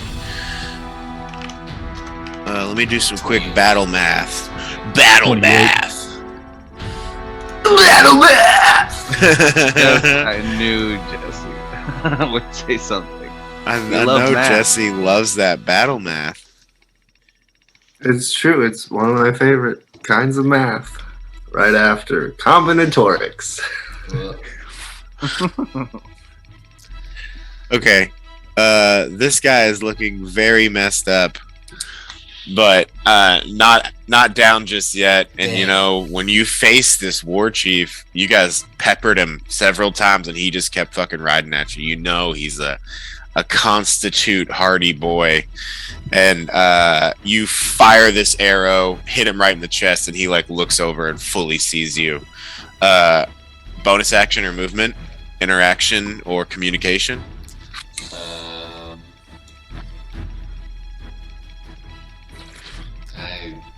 No. Okay. No, Jasper's just gonna hide. You don't want to behind hide? the rock, Okay, yeah. cool. I was gonna say, yeah, go for it. Yeah. 26. Okay. I would say in the future, generally hiding behind the same place more than twice, like it'll start to lose its effectiveness. So I'll probably give you disadvantage on those. But if you want to move somewhere else and hide, that perfectly is fine. You could like jump over here if you want. Yeah. Okay. Yeah, I'll move. Yeah, you slide over and penguin it up. Just, you know, it makes sense if one person keeps popping out from the same place. It's like I know where you fucking are. Very cool. You slip and slide like a penguin across the ice and make it over there and hide. Skywatcher and Jormungandr. I probably don't have a movement. You have your crampons on here though. Easy peasy.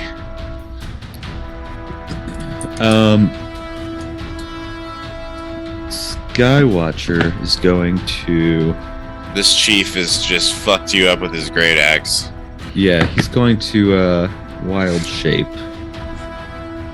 Hell yeah. What are you changing into? I think I'm gonna go with Direwolf. Woo!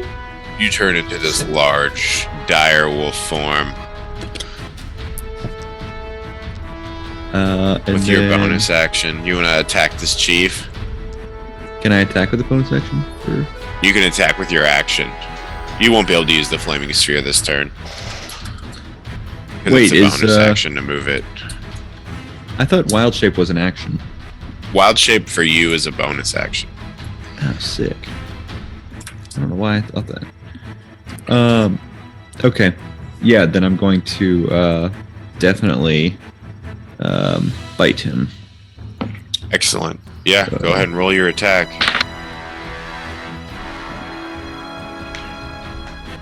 Use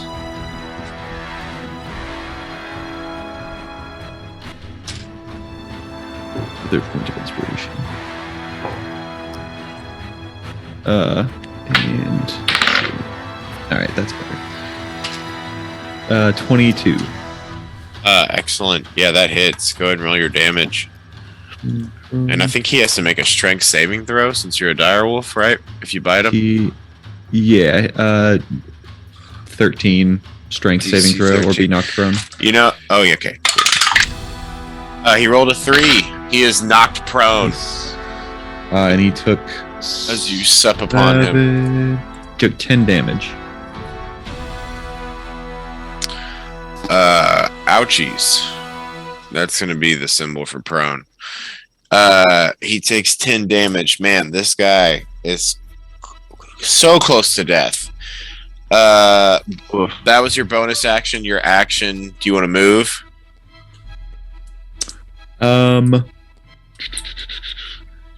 No. But I guess with Jormungandr, can he bite the dude who he's constricting? Without, he can bite him, and he'll have advantage on the attack because he's constricted, or he can just keep constricting him. Right, that makes sense too. Which one has a higher? Yeah, why don't we just constrict? Yeah, he just Again, continues that to makes sense. squeeze more and more. So roll the attack with advantage. Does that direwolf 21 to have a hit. bloody mouth? Yeah, he does have a bloody mouth. Isn't that dope? That's cool. 21 to hit will hit. Right, and that's going to be 11 damage. Excellent.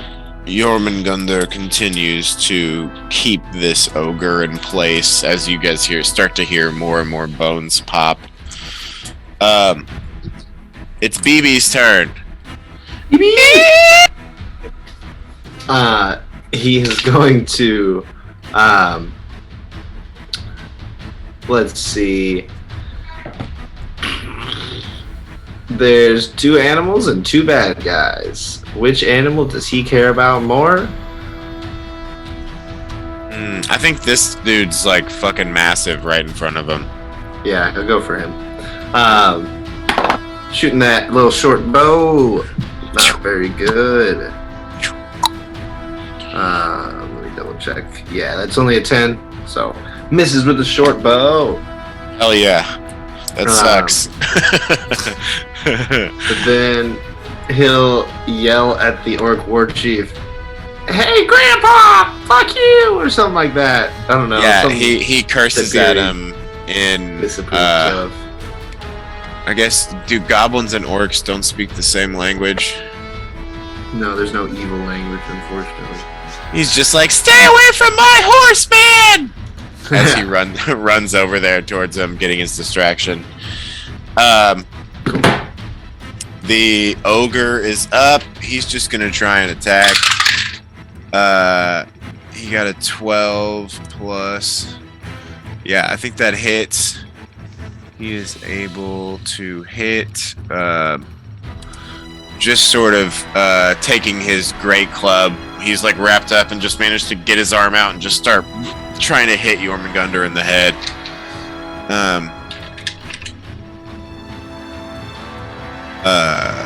Oh wow, 12 plus 7 is 21. Yeah, he whacks Jormungandr pretty hard.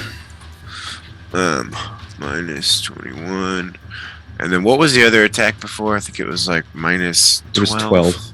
Yeah. Perfect. Wow, I called that. The orc war chief will go. He stands up using half his movement, and he is gonna try and just attack this direwolf that's all up in his fucking face right now. Your AC as a direwolf, I think, is what, 13? 14. Well, his bonus is enough to get past that with both attacks.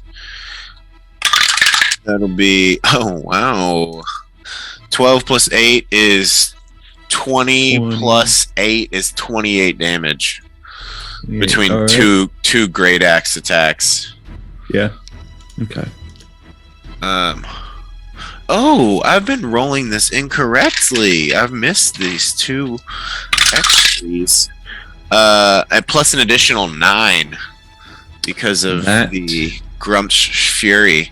Yeah, so you it was 28 before. Bite him and knock him down, and then he gets up, takes his great axe, and just like swings it down on your head. It like fully cracks, comes back up, and then like goes to chop off your direwolf head, and as he hits, like it just changes back into you backing the fuck up. Was that exact damage? That was exactly yeah, and you don't take any of it, but yeah, that was close. He probably would have killed me earlier if you had or knocked me. Yeah, rolled the other damage. If you had done that, yeah. Yeah, I forgot. I didn't even notice that feature. Okay, it is the orcs. They are all gone. It is Drea.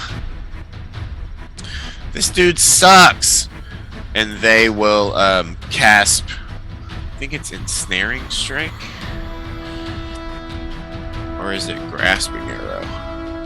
Which one of those is lower level? Class, Ranger.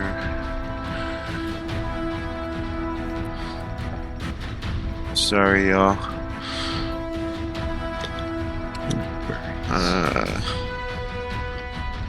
Yeah, Ensnaring Strike, that's what it is. Cool. This is the type of arrow Drea would be using on this owl. We'll say in this dream sequence, you guys have even practiced them running through that. As they cast it, like vines start to grow over their bow. Pull the arrow back, vines like snake their way down, and then fires. That'll be. I guess they'd have advantage because of the Jormungandr. 11 plus, that will hit. And so, as this arrow strikes this ogre, you see the vines just slowly transfer from it and just start like wrapping around its body, keeping it in place and restrained. And it'll do 2 plus 6, and then second attack with advantage. Go, Dre, go! Okay, yeah, that will hit as well. That one's gonna be... Beery, you are up. Okay. Plus 13. Sky Shadow is back to Centaur form. Yep.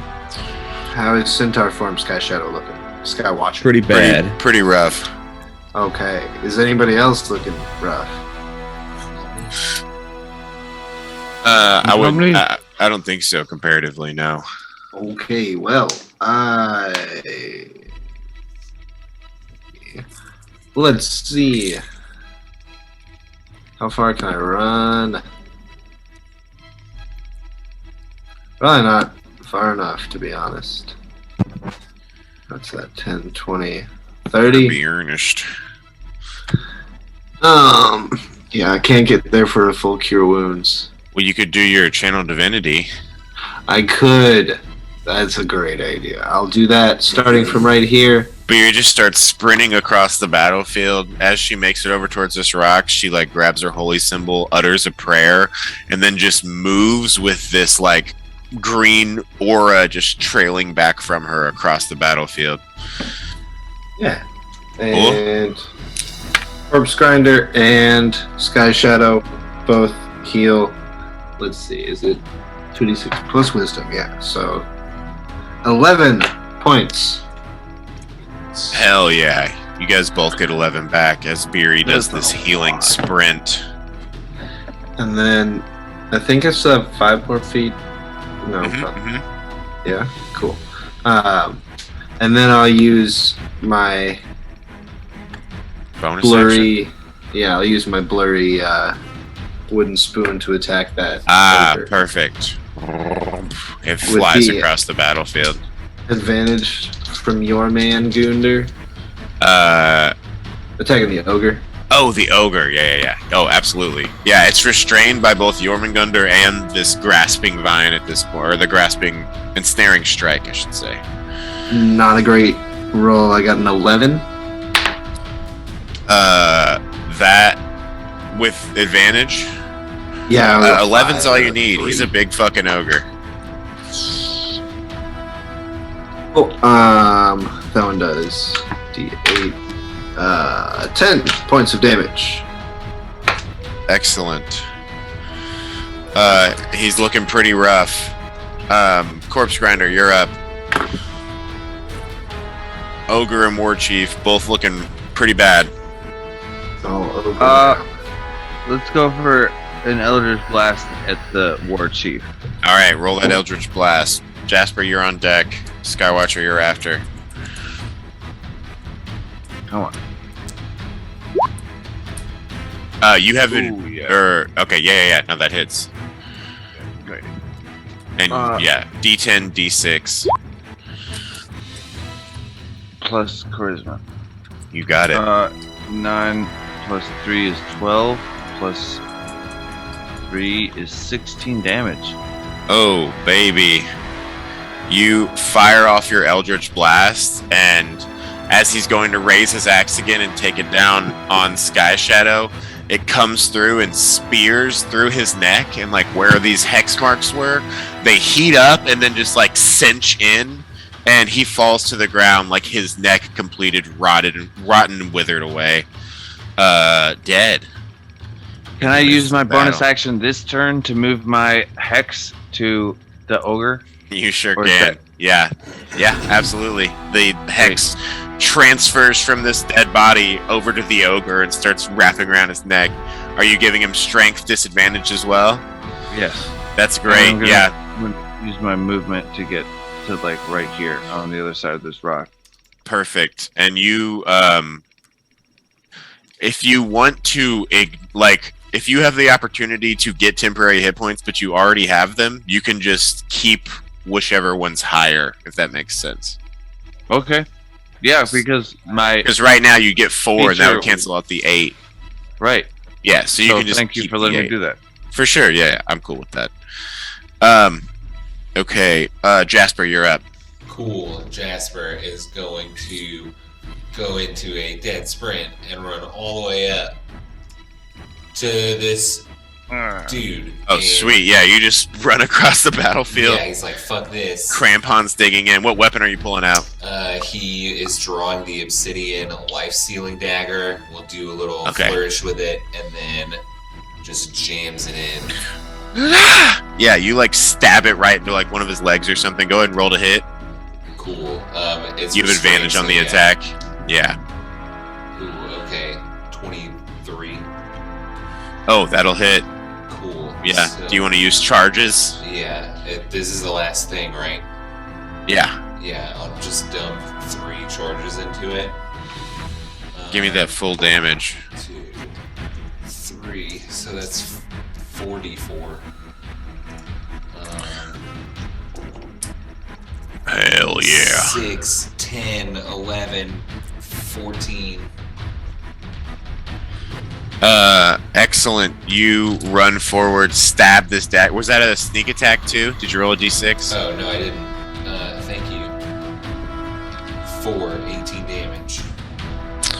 You run forward, stabbing into this thing, using your life-sapping dagger to drain a good deal of this thing's life force. Do you heal an amount or something? Oh, okay, cool. Then yeah, this thing, as you stab it in and twist, these darkened veins start spreading out, like draining into the blade, and like the entire leg withers and like looks like it's about to fall off. As he gets closer and closer to death. Skywatcher, you're up. You and Jormungandr. All that's on the field is this ogre. I'm going to run at the ogre. I am going to leap at him, and mid-leap, I'm going to transform into a dire wolf. Oh, fuck yeah. And then come down and gonna bite attack him. Okay, Yeah. go ahead and roll with advantage because he's all restrained. All right. Yeah, you run forward, like maybe even loop around, run forward, leap into the air, come down, dire wolf form, like mouth first. Hell yeah. And that's gonna be it's gonna be great if I miss. Let's see. Why do I never know where the fuck this is? They just put their There it is. mouth on something. Yeah, he just starts licking. It's a 19 to hit. Oh, fuck yeah, dude. Go ahead and roll your damage. Alright, and then that's 9 damage. As you come down, this ogre had turned to look at Jasper and see its leg get stabbed, and it's like at mid-scream as you jump up and just bite the back of its head and just rip its, like the back of its skull off, as its body just clatters to the ground limply, covered in grasping vines, and Jormungandr sort of backs up and releases it.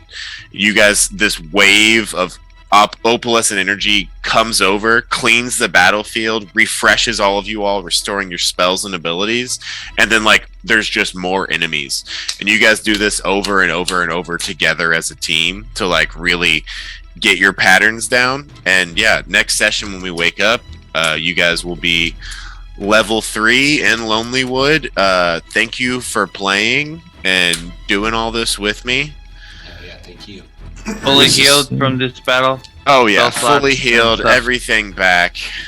Absolutely. I get to keep my temporary hit points? Those will be faded when you wake up. Those don't ever make it through a rest. Okay. But yeah, fucking awesome. Thanks for doing this session. We got you all up to level 3. It seems like you guys are on the right track, and you definitely have the will and ambition to try and better this land. So, various interested parties are helping you all along. What's up? So there's a fighting style for 2-weapon fighting, but I don't have to have that to use 2 daggers, right?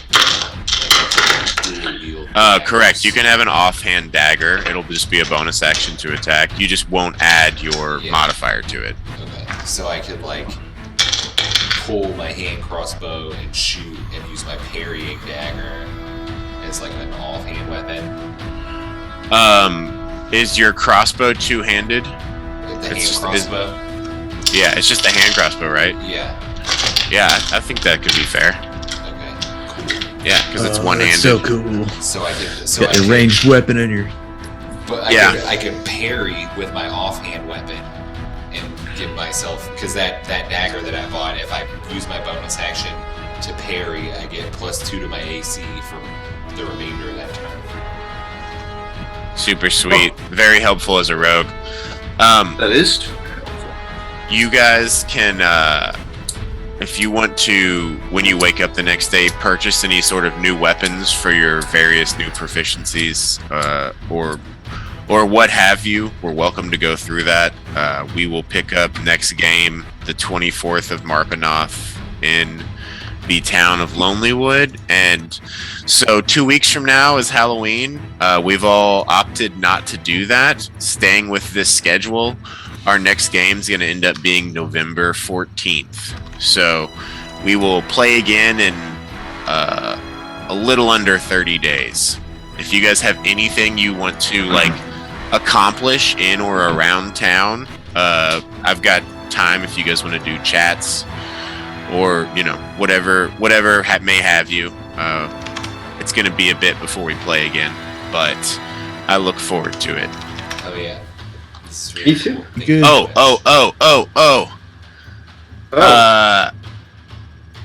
Yes, here we go. As the adrenaline rush from this battle fades, you all are left in this nebulous dream space.